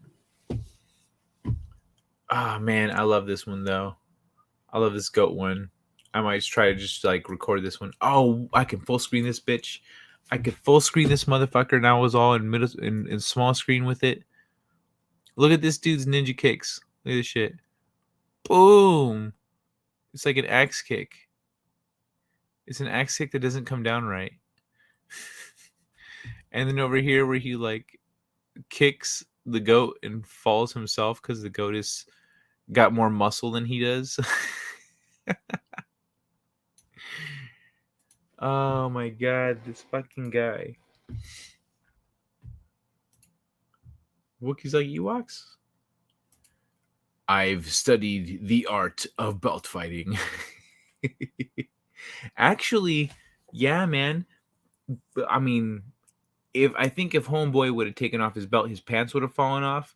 But if he'd have hit that goat with the buckle, maybe that goat would have thought twice.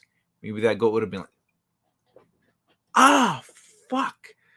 Oh, that fucking hurt. This guy's got a tail on his hand, and it hurts like a bitch.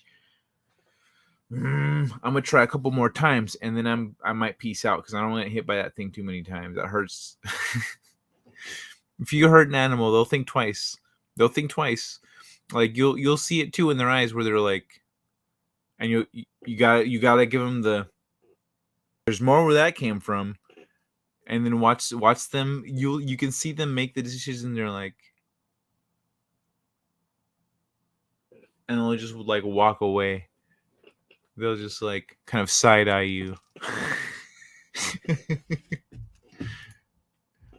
Watched one partial episode of The Office. That was enough for me. In the beginning, it was a lot more like England's The Office, where it was like really dry. I never saw an Office episode. Never, ever. One side of the pond or the other. Office Space. The movie, however. Oh, I should get some Office Space clips. There's some good stuff in there. Hey, Ashley, didn't you finally wrap up your show? What's up, pretty guys? Hello, senorita. Thanks for stopping by. My bad, I fell asleep. Yeah, I heard about that. I seen something about it, but I was too busy trying to get my shit going. The first few episodes of The Office are terrible because they straight copy the UK one, but once they stop doing that, it gets better. Creed is the best character. Yeah, in the beginning they were definitely doing the American version of it, and then they kind of went off on their own. But then after they lost Michael Scott, the writing just went downhill. It was not great after that. Stop doing that. Yeah, I fucking love Creed. He's one of those characters that I'm always like, I wish there was more Creed. Why is there not more Creed in this freaking show? Creed is amazing. Like too much Creed might be, because he's one of those characters. He'll just pop into the episode randomly. He won't be in the episode at all. But then they'll be talking about like the misuse of company property and shit, and then they're like, well, apparently, Creed goes by the name Papa Smurf and throws rave parties in the warehouse, and it's like a picture of Creed in a rave with like a glowy around his neck in a drink, just like looking around. Like, he just fucking randomly is involved in some shit somewhere, or like the one where he says, "Hey boss, sorry I'm late. What I miss? There's been a murder, sir, and you are a suspect." Oh, sounds good. Let me just head out to my car real quick. I'll be right back. He fucking books it. No. I fucking love Creed. Oh, he's the fucking best character on that show. But I agree. The begin. I wasn't too big on the awkwardness, but I love the sense of humor that the show developed. What's up, author Stephen Walton? What you mad about? Why you mad? Did you even say hi? Are you mad because I didn't see it? Nope. I see nothing. Go to bed. Oh, that's why you mad. Why does she need to go to bed? What's going on tomorrow? Senor Walton. My friend, please pay the Senor Walton the respect he deserves as a senor. You say Senor Stephen Walton, because in Spanish we do not have a word for author. You see, we do not read the books. We only watch the movies. I'm gonna spank you for that. I'm gonna spank you. I'll spank you so good. You woke me up. That's true. That's right. I saw in the chat people were saying, or author Stephen Walton saying he's gonna go wake. Yeah. So y'all woke her up. She's up now. Like, how do you propose she go to sleep? She can't go to sleep here. It's too much fun. I would like that too, Courtney. That's a song. Hey, hey, hey, hey, hey. It's too early in the morning to think about songs. Well, not really, but hi, Courtney. Still laughing about it. I'm not into early 90s pop.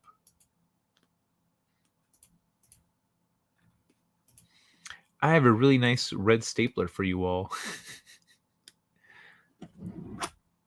I live very close to where the office takes place. Oh, really? Cool. Watch out for the Stanton Strangler. What was the theory about the Stanton Strangler? Was it that Toby was the Stanton Strangler? There was like a fan theory about who the Scranton Strangler was. That show actually like revealed it or like hinted at it, but you know what? Maybe I should just look that up. Let me see. I catch up in the chat and then I'll look that up. No, you don't. No, I don't what? I bought that nice red stapler. My ear-old busted it. Those staplers are cursed. I love that Zorro voice. You live in an enchanted tree making cookies with your Keebler ass. I don't speak that language. Do you mean the language of love, my friend? Oh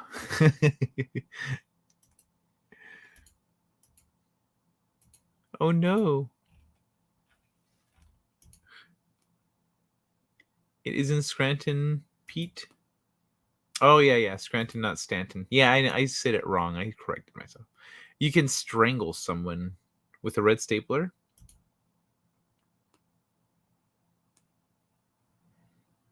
I left what up where? Unless you're not talking to me. You all are having another conversation here, so I might have missed stuff. Anyway, let me get rid of this here. I'm going to look that up about the Scranton Strangler.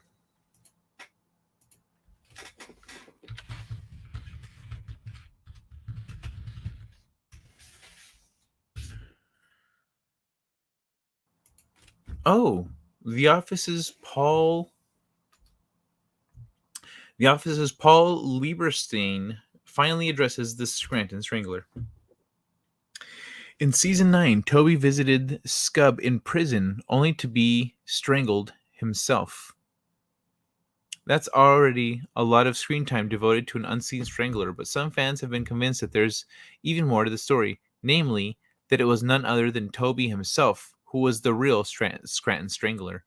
Fans have reinterpreted practically every mention of the Strangler to fit their theory. Toby struck on the day of Celia's birthday because he was jealous of Jim and Pam. Toby actually visited Scub in prison to taunt him, and Scub strangled him in anger. You get the idea. Paul Lieberman is well aware of these fan theories, and he finally shared his thoughts. And he's on board. So let me see. In an interview with popculture.com, while Lieberstein stopped short of admitting that Toby was really the Scranton Strangler, he did confirm that Toby was capable of being the guy. Oh yeah, Lieberstein said. There's a whole lot we didn't get to do with this Scranton Strangler. We had a lot of designs. Lieberstein went on to clarify a detail about the Strangler that might have been lost. Might have been lost on some fans. It was never quite mentioned that the Scranton Strangler wasn't a murderer, Lieberstein said. He would strangle you until he passed out. He would strangle you, I guess, until you passed out. Lieberstein also told popculture.com that it could be really fun if he got the opportunity to do a spin-off series either about the Scranton Strangler or just about Toby's post-Dunder Mifflin life. Lieberstein has an idea of what that might look like. Toby found himself another little HR gig where probably nothing that lasted quite as long, maybe bouncing from job to job, until we get a Toby spinoff or possibly an Office revival. These fan theories will have to do. Okay. Oops, I never brought it up. Yeah, so this is what I was reading.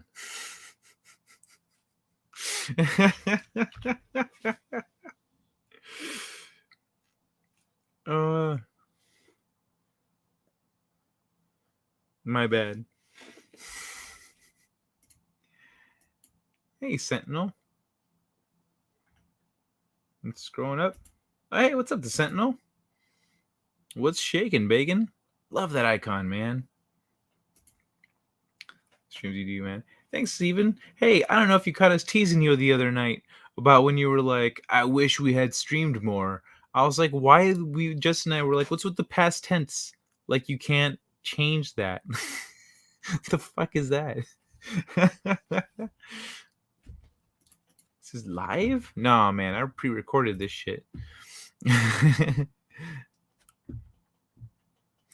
I've heard similar things. Thank you very much. I need to start an ASMR channel, and I'm counting on you ladies to promote it. But also don't let anyone know it's me. Just put it out there. Y'all know. But they don't need to.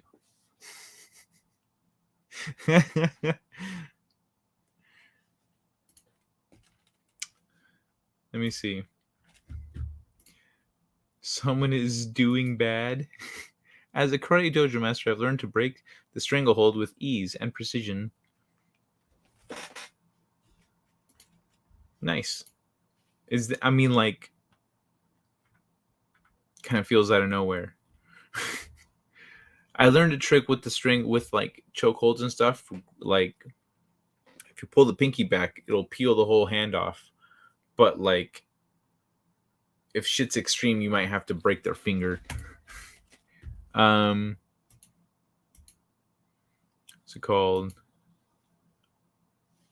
What is going on again? Oh, I don't know what's going on. Oh, we were talking about the fan theory of the Stratton Strangler being Toby, and not.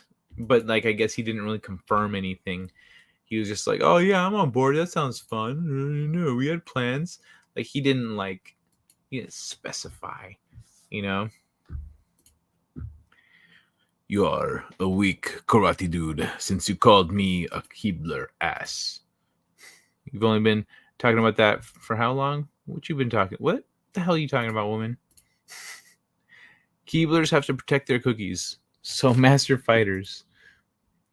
You, Proper, and Vig were funny. I'll stream with you when I get back home in a couple weeks.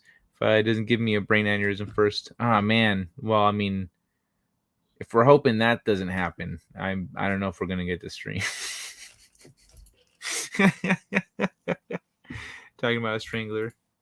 Oh, gotcha. Will protect me. Will use me as a shield.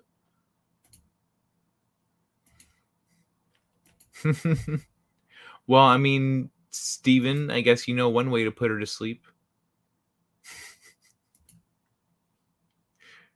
ASMR channel. Yeah, I need to do that. I need to figure out. I need to figure out what each voice is, you know, and then so I can specifically do the voice I'm intending to do. I need to figure those out.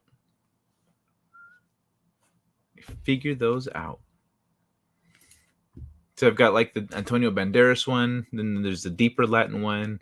There's like the Barry White. Go Barry White. I gotta go real deep. Hold on. Oh yeah, how's everyone out there doing tonight? This is Late Night Delight, and we are here talking about rabbit slug ouchies running on the wrong side of the road. Now, son, you're gonna get yourself hurt running on the wrong side of the road. Also, if a police officer sees you, you're supposed to run in the same direction as traffic. No, wait. Oh, my bad.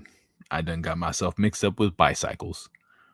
So, yeah, you go ahead and you run against traffic. That is the safest possible thing you can do. Because then you see trouble coming and you can just jump out the way.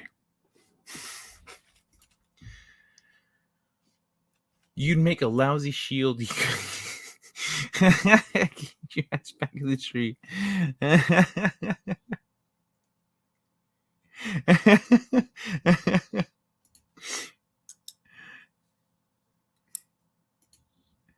Let's see. Waiting for a joke in 3, 2, 1. Ah, man. The timing is off when there's a delay, right?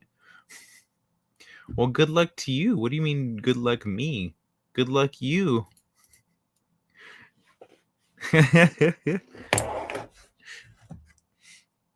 My karate dojo skills are top titties, baby. I'm not allowed in the special treehouse, though, Pete. Go, Gadget Kai. That's what I say when I take my pants off. Fun fact.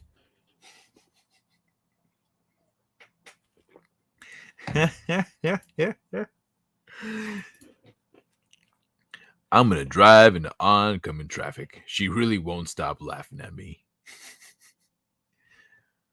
You know what? You just do what I'm doing. I'm pretending. See that voice? That's not how I talk. I'm pretending to be Barry White. Oh, is this what does it for you, baby? I can go real deep. Oh, yeah, innuendo. A little bit of innuendo goes a long way, my friend. A person would have to jump over quite a few cars running that way. Well, I mean, ideally, you're not running on the street.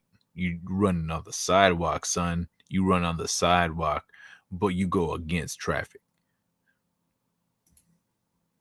Hopefully, you get the reference. Oh, son of a bitch. Oh shit. I guess go Gadget Kai. Is it because my penis Is it because of that? Because it grows? Degeneracy.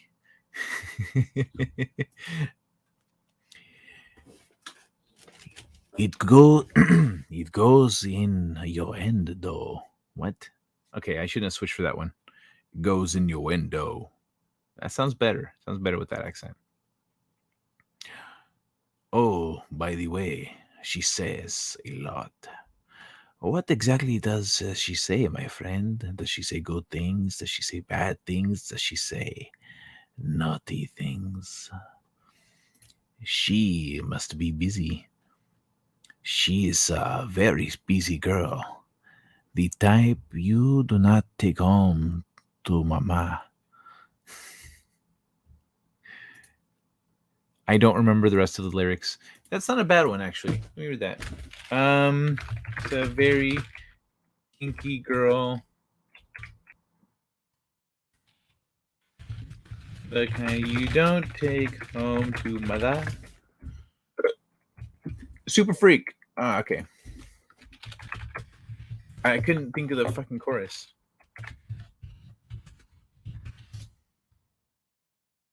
Mm-hmm.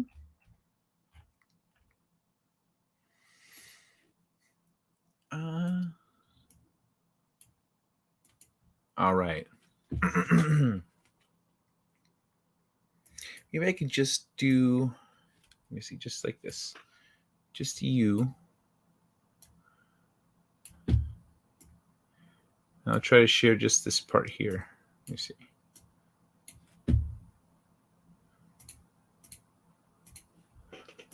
Window. Oh, it doesn't adjust. It doesn't adjust the video. That sucks. That's weird. Super freak. Great song. Hell yeah. The girl's super freaky. Yeah. All right, so here we go, my friends. She is a very kinky girl. The kind you don't take home to mother. She will never let her spirits down once you get her off the street. She likes the boys in the band. She says that I am her all-time favorite. When I make my move to her room, it's the right time. She's never hard to please. Oh no. That girl is pretty wild now. The girl's a super freak. The kind of girl you read about in New Wave magazines. That girl is pretty kinky. The girl is a super freak. I'd really love to taste her every time we meet. She's all right. She's all right. That girl is all right with me. See. Hey. She is a super freak. A super freak. Super freaky. Yow. Everybody a cantar. Let's sing. Super freak. Super freak. How was that, y'all?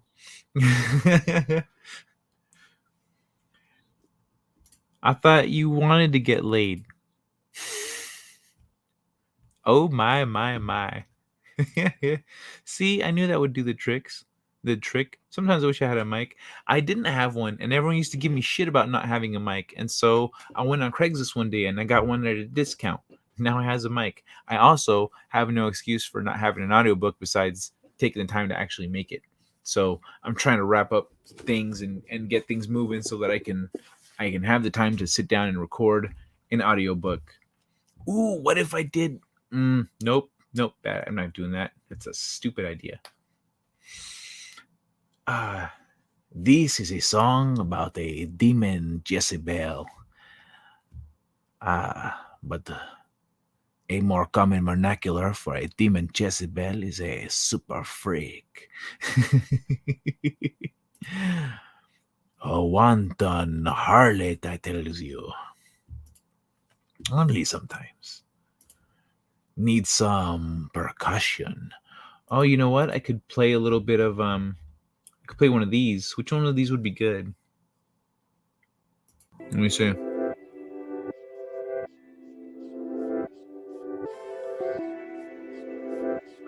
With all these yet.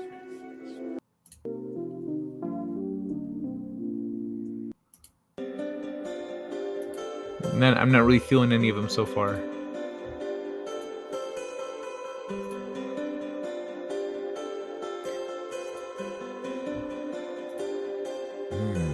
Like humming like this, you mean? Super freak. Night, Courtney. What? Courtney's going to bed? Or are you going to bed? Whoever's going to bed. Nighty night. Thanks for hanging out. That super freak is putting me to sleep. I mean, I guess I could always read it as Barry White. That girl's a super freak. That's a little too close to the original. I don't know. No. The deepness is different still. Good night, Courtney. Yeah, night, Courtney. I guess you are out of here. I didn't even see you say you were going to bed. I'm always my dukes like that. Caretaker is in my blood, but you're welcome. I'm not going. Yeah, what the fuck is everyone saying good night? It's just me. I'm going to sleep now, Courtney, but I am glad because so much confusion. Oh, okay. Good night, Antiderivative Joe. Thank you for hanging out. Live long and prosper. Thanks, and yeah, good to see you. I hope to see you back soon. Told her good night. All right, bed is a thing for a few. Hey, what's up, Mad? Are you back? You've been gone forever.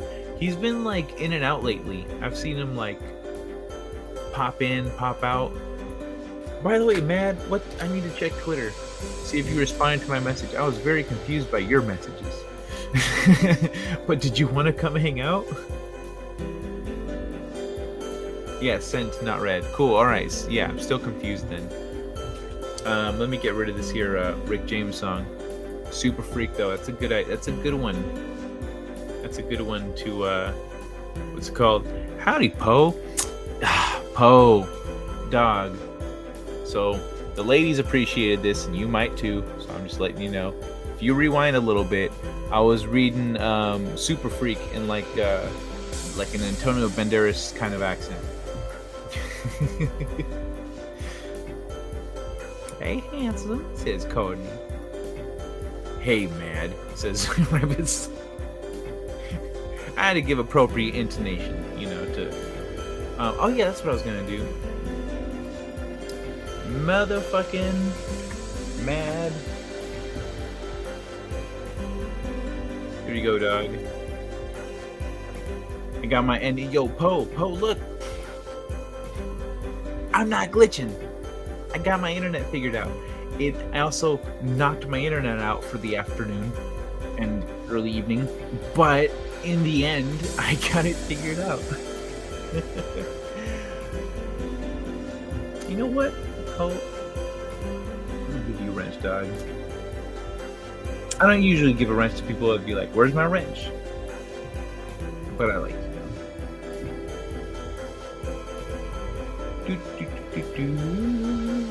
Then maybe I'll come back to YouTube. I'm around, man. On TFMV2. Oh, okay. We're gonna good. Because I ordered that forever ago. I think I need to change the address on that actually. Again.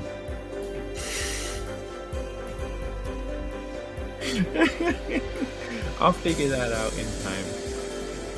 I actually want to do a video.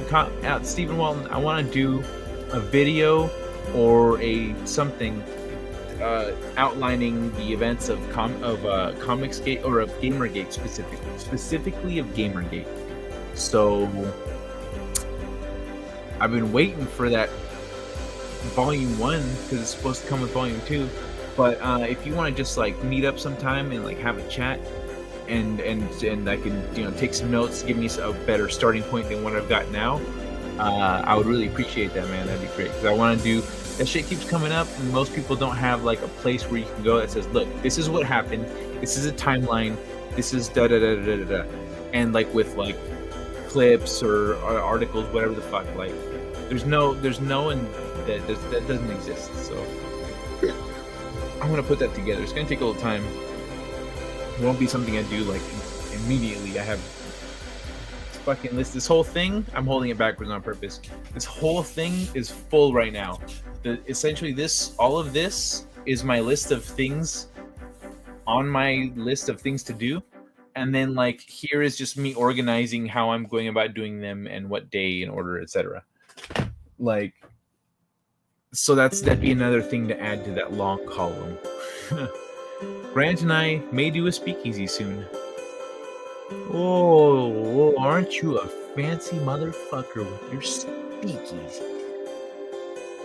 To explain what a speakeasy is, that's not very speakeasy of you, bro. Poe, I clipped some of your wisdom from last night, so I'm gonna put that out as a video. Happy face. I make it in this book. I didn't know you back then. You should. Why haven't like Mad? I actually kind of thought, you know what? Mad might come out of left field and actually read this shit, and you haven't. Oh, thanks, Poe, man. I appreciate you. I appreciate that. You're very kind, and I know you're speaking from the heart too. So thanks so much, man. I hit that like button, peeps. Oh yeah, the music, and it's a terrible song too. I don't like that one. I forgot about it. Give me your address if you want a hard copy, or I can send you an e-copy or for you. Oh, cool. Yeah, man. If you want, let's do a swapsies. How do I send? I need to figure out the ebook thing. Without just sending people a PDF, you know. But yeah, cool. All right, I'll connect when I've got a little more bandwidth, because when I'm ready to like start actually taking that on, I'll be all right. Yo, let's talk. Let's do this. Take all that shit down. All you want. Sexy fucker. Howdy, Zachariah. Good to see you. He's writing V2. I missed out on the first one, but I gotta have a footnote at least. Oh, you talking about author Stephen Walton? Oh, I thought you were talking about my books. Yeah, bro. You and I wouldn't make it to V2. We'd make it to 3 or 4 maybe. But I also want to have a talk with Stephen Walton about kind of the big picture of the fandom menace of everything, of things as they've grown, because like I've watched the various stages of growth, not just of our community, but of other individuals and other communities and whatnot. It's been really interesting. But I have some thoughts on that, so I'd love to chat about that. Do I need to do a Star Wars video to qualify? Share the link. Smash the link. Thanks, Steven. All right, sounds good, dog. Sounds good. I got you. Man, where the fuck are you at? No, I think it's because it's in stages, bro. It's like there was the first stage, and then there's a second stage, and then there's the third stage. So like the first creators were like Gary and Doomcock and the comics people, I guess, like the early stuff.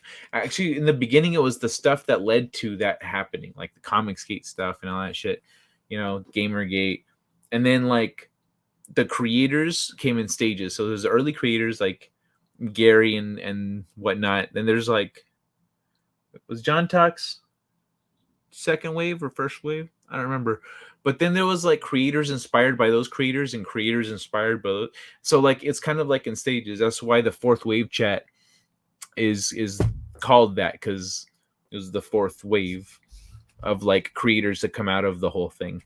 And now we have creators going beyond, like outside of the scope of where the fandom began. So we have people going off in their own directions. We've got Makini going off in an art direction, and we've got people going off in pop culture, or in video games, or in different, or in anime. Everyone's finding their groove and doing their own thing. And like, it's kind of like it gave a lot of creators a comfortable place to, a place to feel comfortable and to experiment and grow and find themselves. And now that we are slowly becoming the entertainment medium, we're seeing stars rise out from YouTube and whatnot. Like Sydney Watson now is on the Blaze. I've been following her for years. Like, that's fucking crazy. We're seeing Anna, that Star Wars girl, on You Are Here. All this shit. And now, so eventually we'll have, essentially those were earlier wave creators. So the creators that came later are going to rise up in their own spaces over time, but that's in the near future.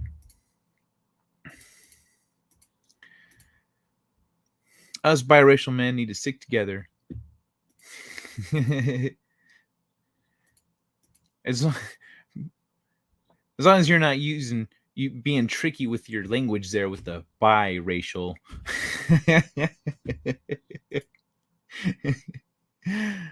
Chat safe. Thanks for being here. Hope you're not taking off. Sounds like you might be. Please don't. Oh, dude, you know why? Honestly, a Star Wars video for Mad would be awesome. I think it'd be funny because it would be different than all the other Star Wars videos, and that all the other Star Wars videos are from people who care.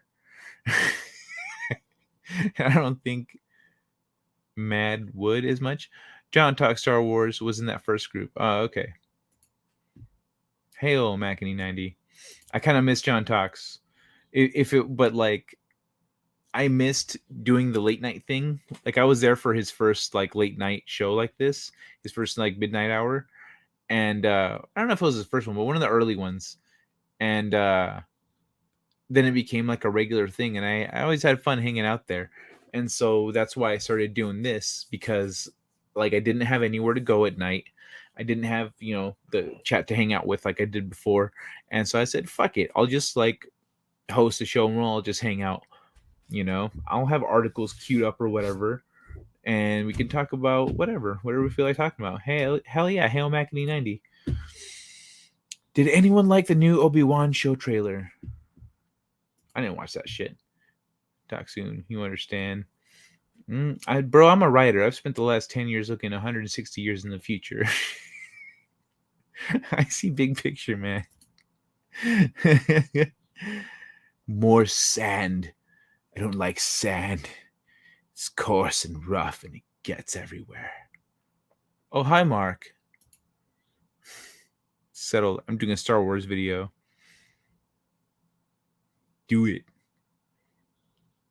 Oh, hi, Mad. Speaking of which, where the fuck are you? I sent you a link.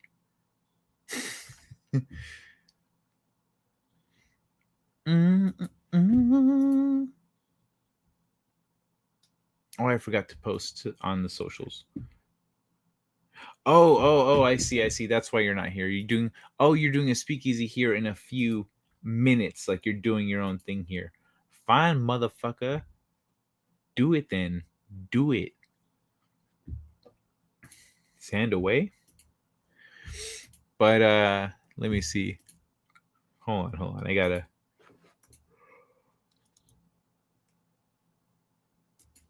My ears were stuffed. I was trying to pop them. All right, so I can come back to more of this shit later. All right, so let me read another thing here. What else we got? Something for, let me see. Exercise stuff, how to live longer, retain memory, happiness and joy, hugging.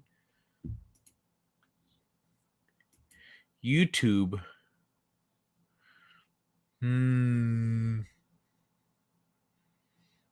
YouTube. What is YouTube gonna do here? When was this from?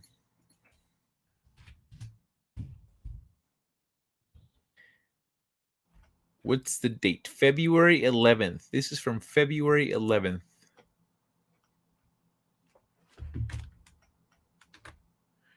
Okay.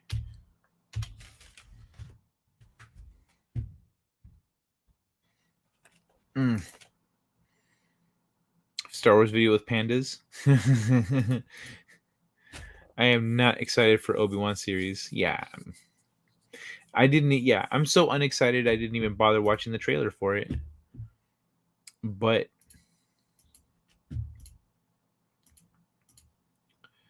look at this shit. YouTube sees new opportunities in NFTs and Web3 for content creators.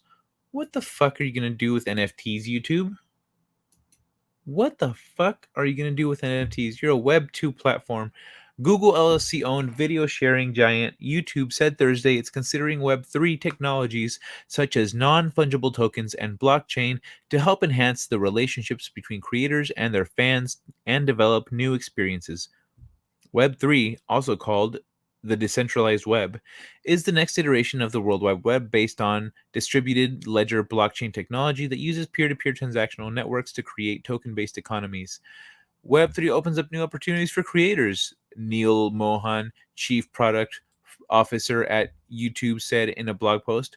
We believe new technologies like blockchain and NFTs can allow creators to build deeper relationships with their fans. Together, they'll be able to collaborate on new projects and make money in ways not previously possible. An NFT, okay, nope, skipping that because I already talked about that plenty. Giving a verifiable way for fans to own unique videos, photos, art, and even experiences from their favorite creators could be a compelling prospect for creators and their audiences. YouTube reached a milestone of more than 2 million creators in its YouTube Partner Program in 2021, which allows video creators to make money from their work.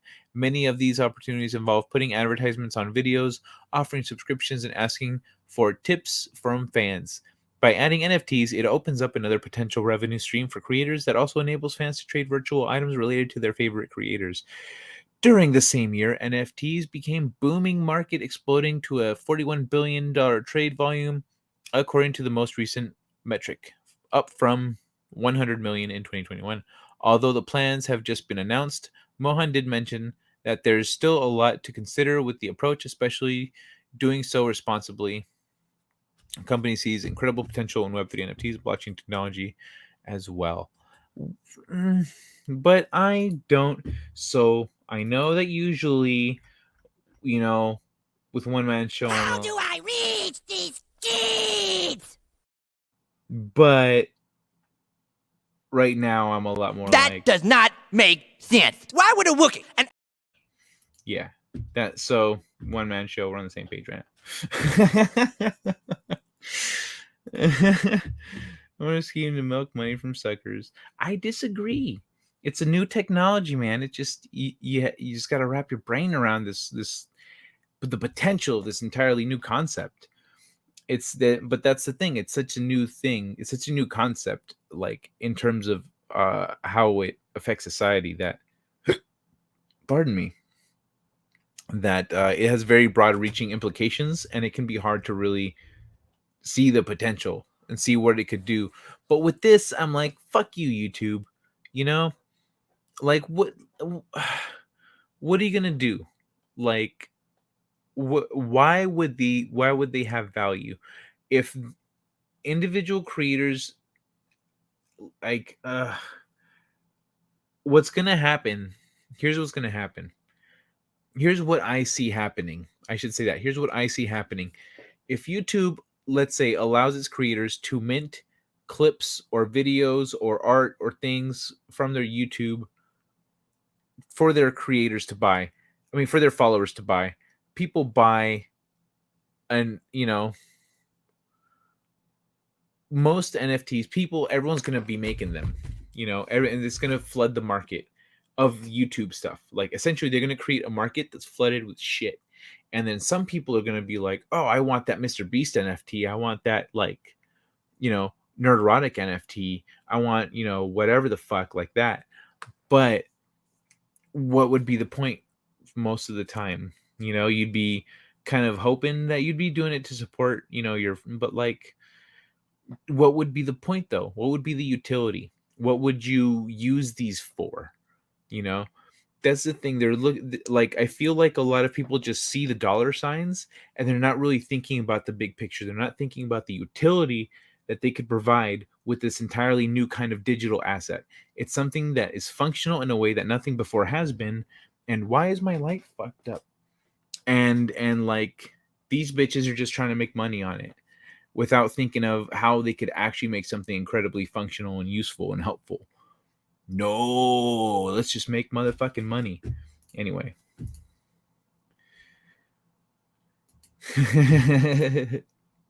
I'm kind of on your side here, bro. The booths around the area because they have a full weekend, then a day, and then the 4th of July. Here's an actual customer out here. What's the best kind of firework to buy? Wouldn't you like to know, weather boy?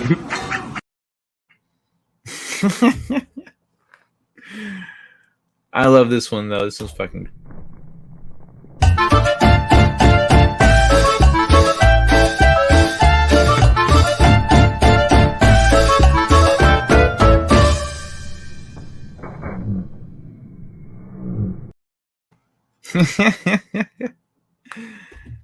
That's great.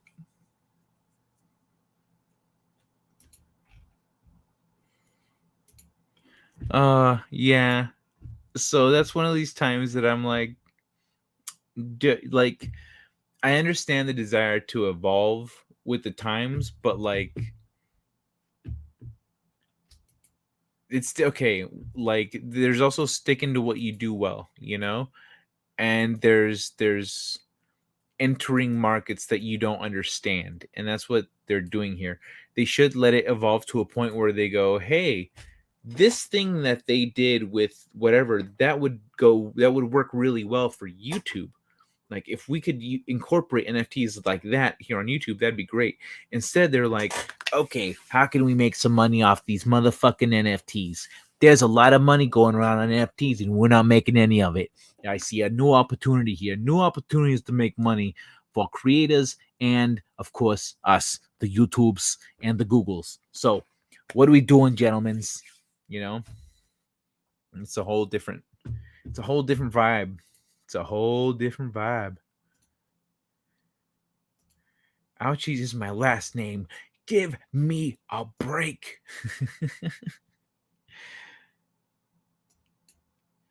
Well, Courtney, you are a woman. Black markets. I could use a magnetron. On black markets? What, do black markets not like magnetrons?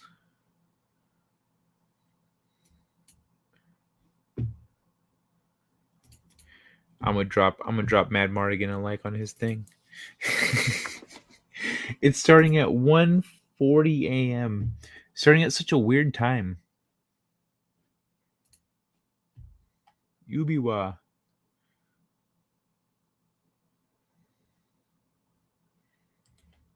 Nick and Sam uploaded a video trailer reaction to Obi-Wan. I'm gonna link that real quick. Nope.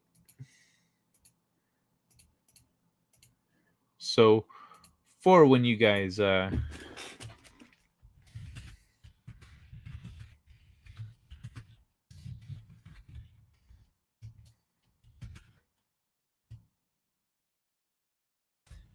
there you go. Check out Sam and Nick's Obi-Wan reaction when you get a chance. Take about a microwave if you need a magnetron. Oh, take apart a microwave. Kit Kat bars are great. Hell yeah, they are.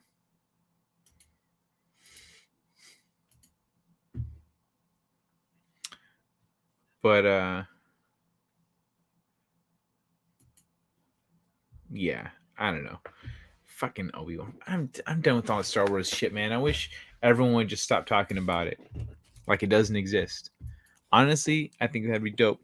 If everyone just said, if someone was like, Did you see a new Obi-Wan trailer? And people went, "Oh, there's a new Obi-Wan trailer," and then they moved along and didn't say shit else about it.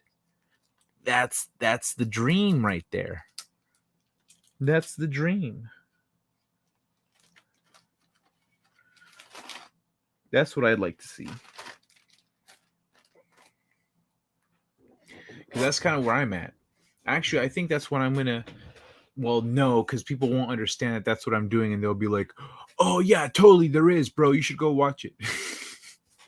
Which is not the reaction I want. Ocean's 13 was fun. I liked 11 and 13. 12 wasn't great. Like, half the movie was just there to fill space pretty much. Had my own reaction, still waiting for the itching and redness to subside. It does look pretty shit. Like, it looks inconsistent too. I don't know. Just looking at the stills. I haven't seen the video itself.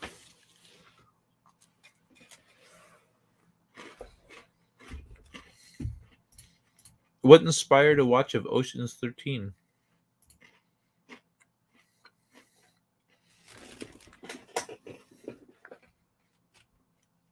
Yeah, I won't pay for their shit either.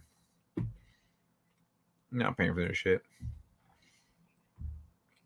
I'm at 2.5 hours? You know what? Oh, what the fuck is this? Oh.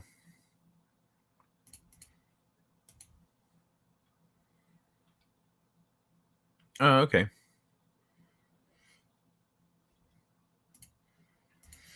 Man.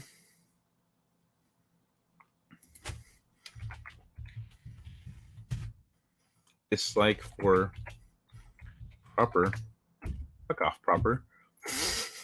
Proper's over here waiting in Mad Mardigan's chat instead of hanging out in mine with all you lovely people.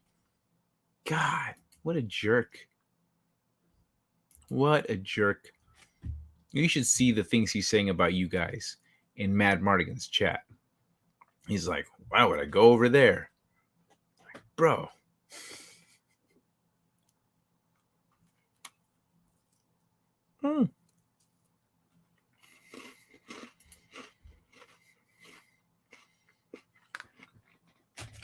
What secretary? Oh, nice. Dude, Ip Man always makes me want to fight.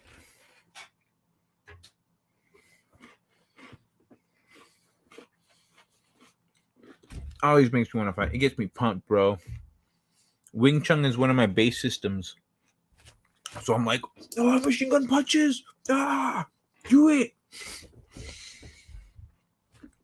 I started going, whoa, whoa, whoa, whoa, whoa, whoa, whoa. Damn. I got to practice that more. I can feel the muscle memory's gone. I used to be able to go so fast. The last fucking 2+ years and nothing. All right. That's what I'll do. I'll incorporate that into my day. I'll try to do horse stance with some machine gun punches, some blocks, and some boxing strikes. Yeah, there is a lot. You're the one who leaves us to go to other streams. What are you talking about? I'm always in multiple streams.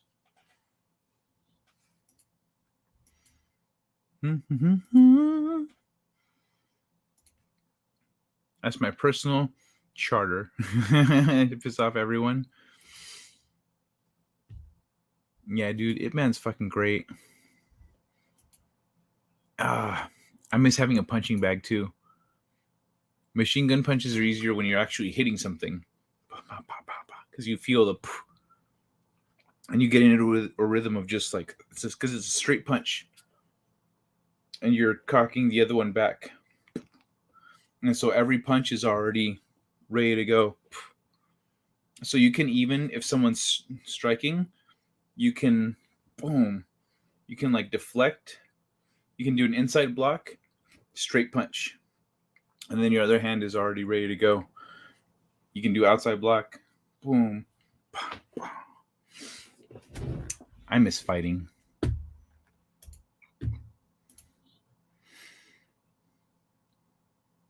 I messed up in a call. Ah, sorry about that. Who's calm? The hell are you talking about? Oh, Ip Man. Got you. Yeah, man. Yeah, he's so serene. Even he's like, what the fuck is going on? Oh, shit. Oh, that's not good. All right. Keep it cool.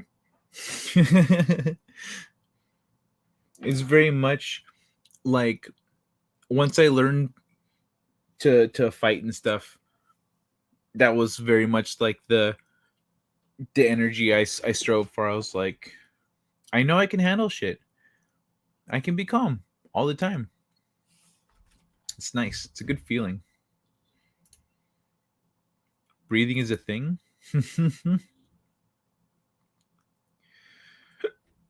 Yeah, you got to be able to breathe right if you want to maintain in a fight.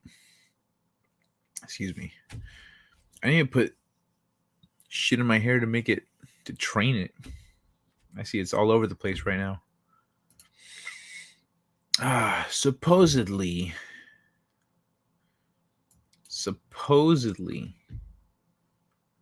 what's it called? Supposedly, Mad Mardigan is starting soon. We'll see. New tweets from Kenzie Taylor. Oh, okay.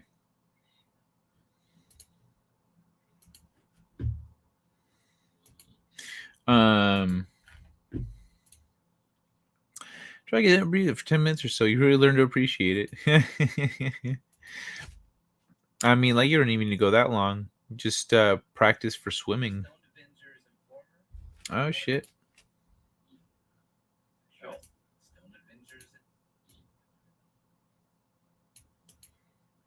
Okay, looks like Matt is live.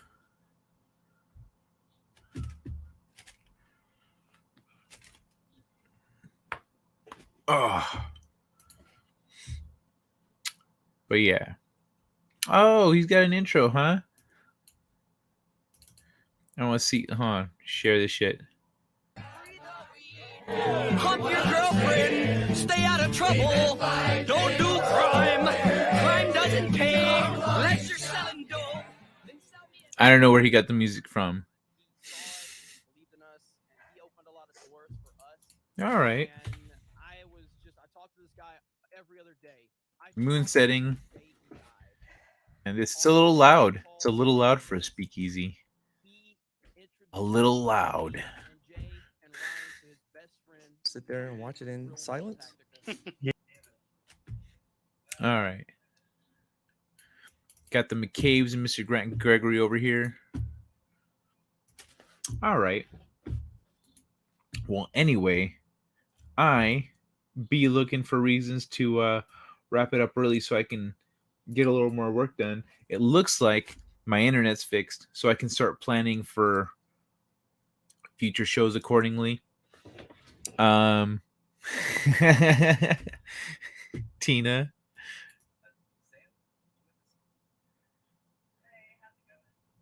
Tina, I saw your comment over there on Mad Speakeasy. You just do what I do. Just have two tabs open. Turn the volume down on the less interesting one, which really at any given moment could be either one. Right now they're doing intros though. There's nothing interesting about intros.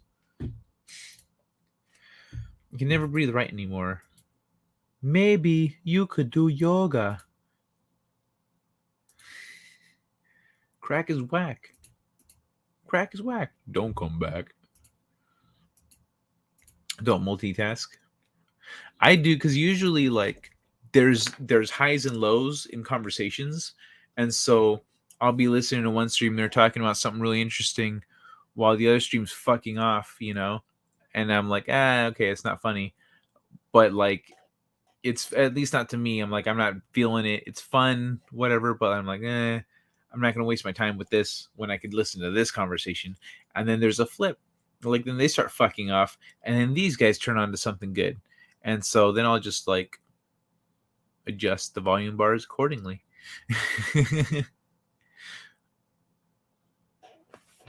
but yeah, what's wrong with your connection? Oh, what was wrong with your connection, bro? Okay, so I am in like a back house on this property where the Wi-Fi is up on the front house.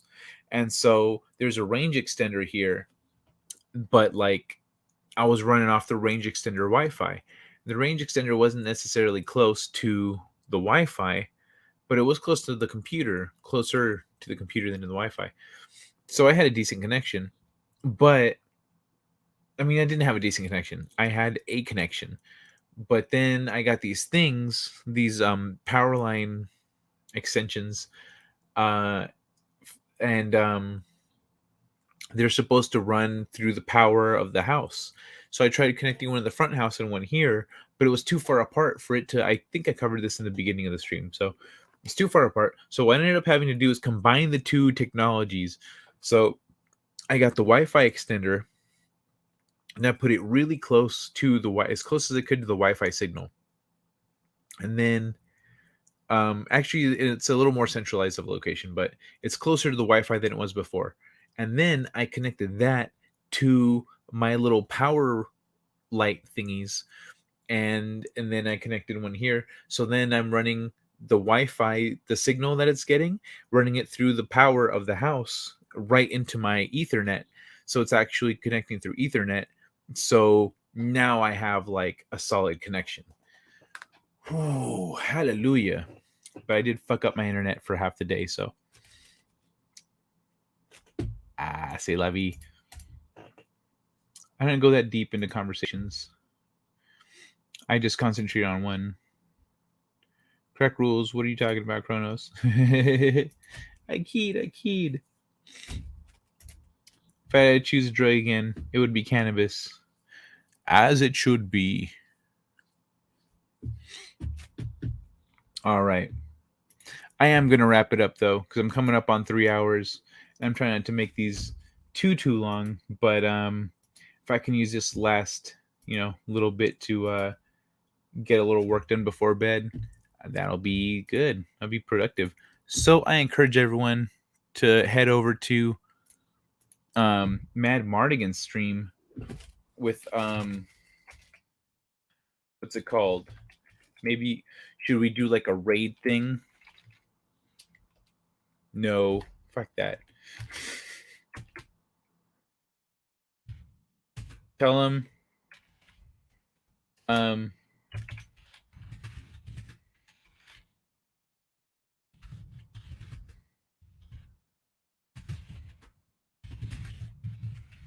nice chat, gracing him with our presence. There we go.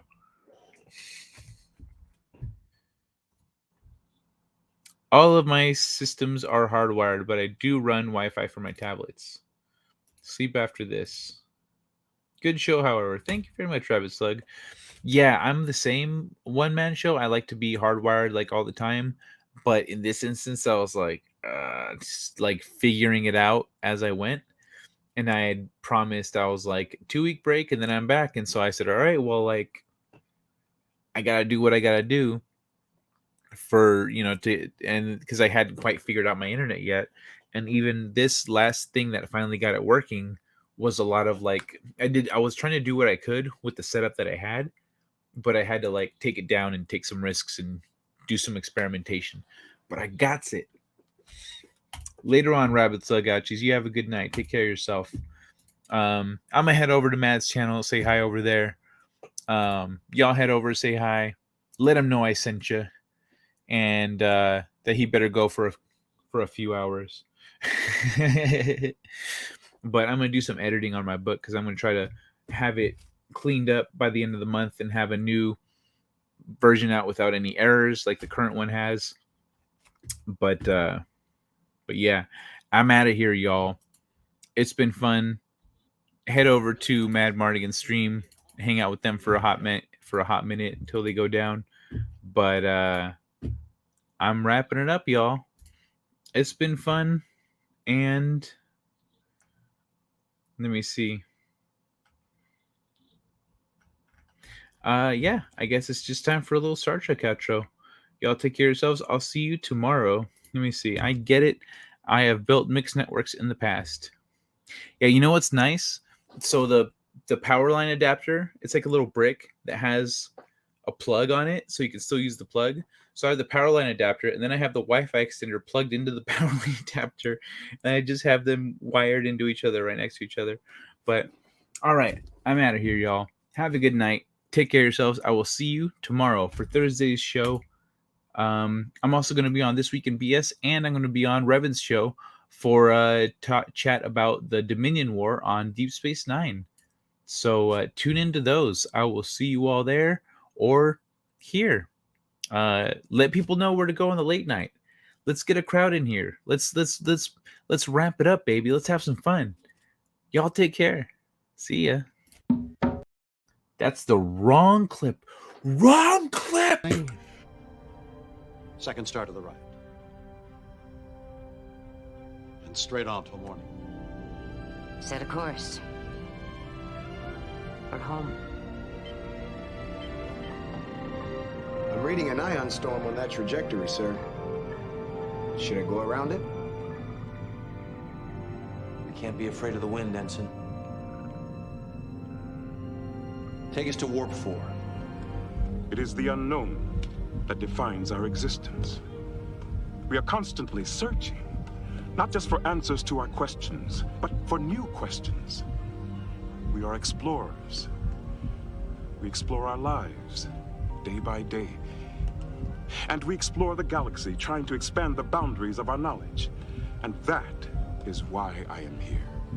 Not to conquer you with weapons or with ideas, but to coexist and learn. Let's see what's out there. Engage.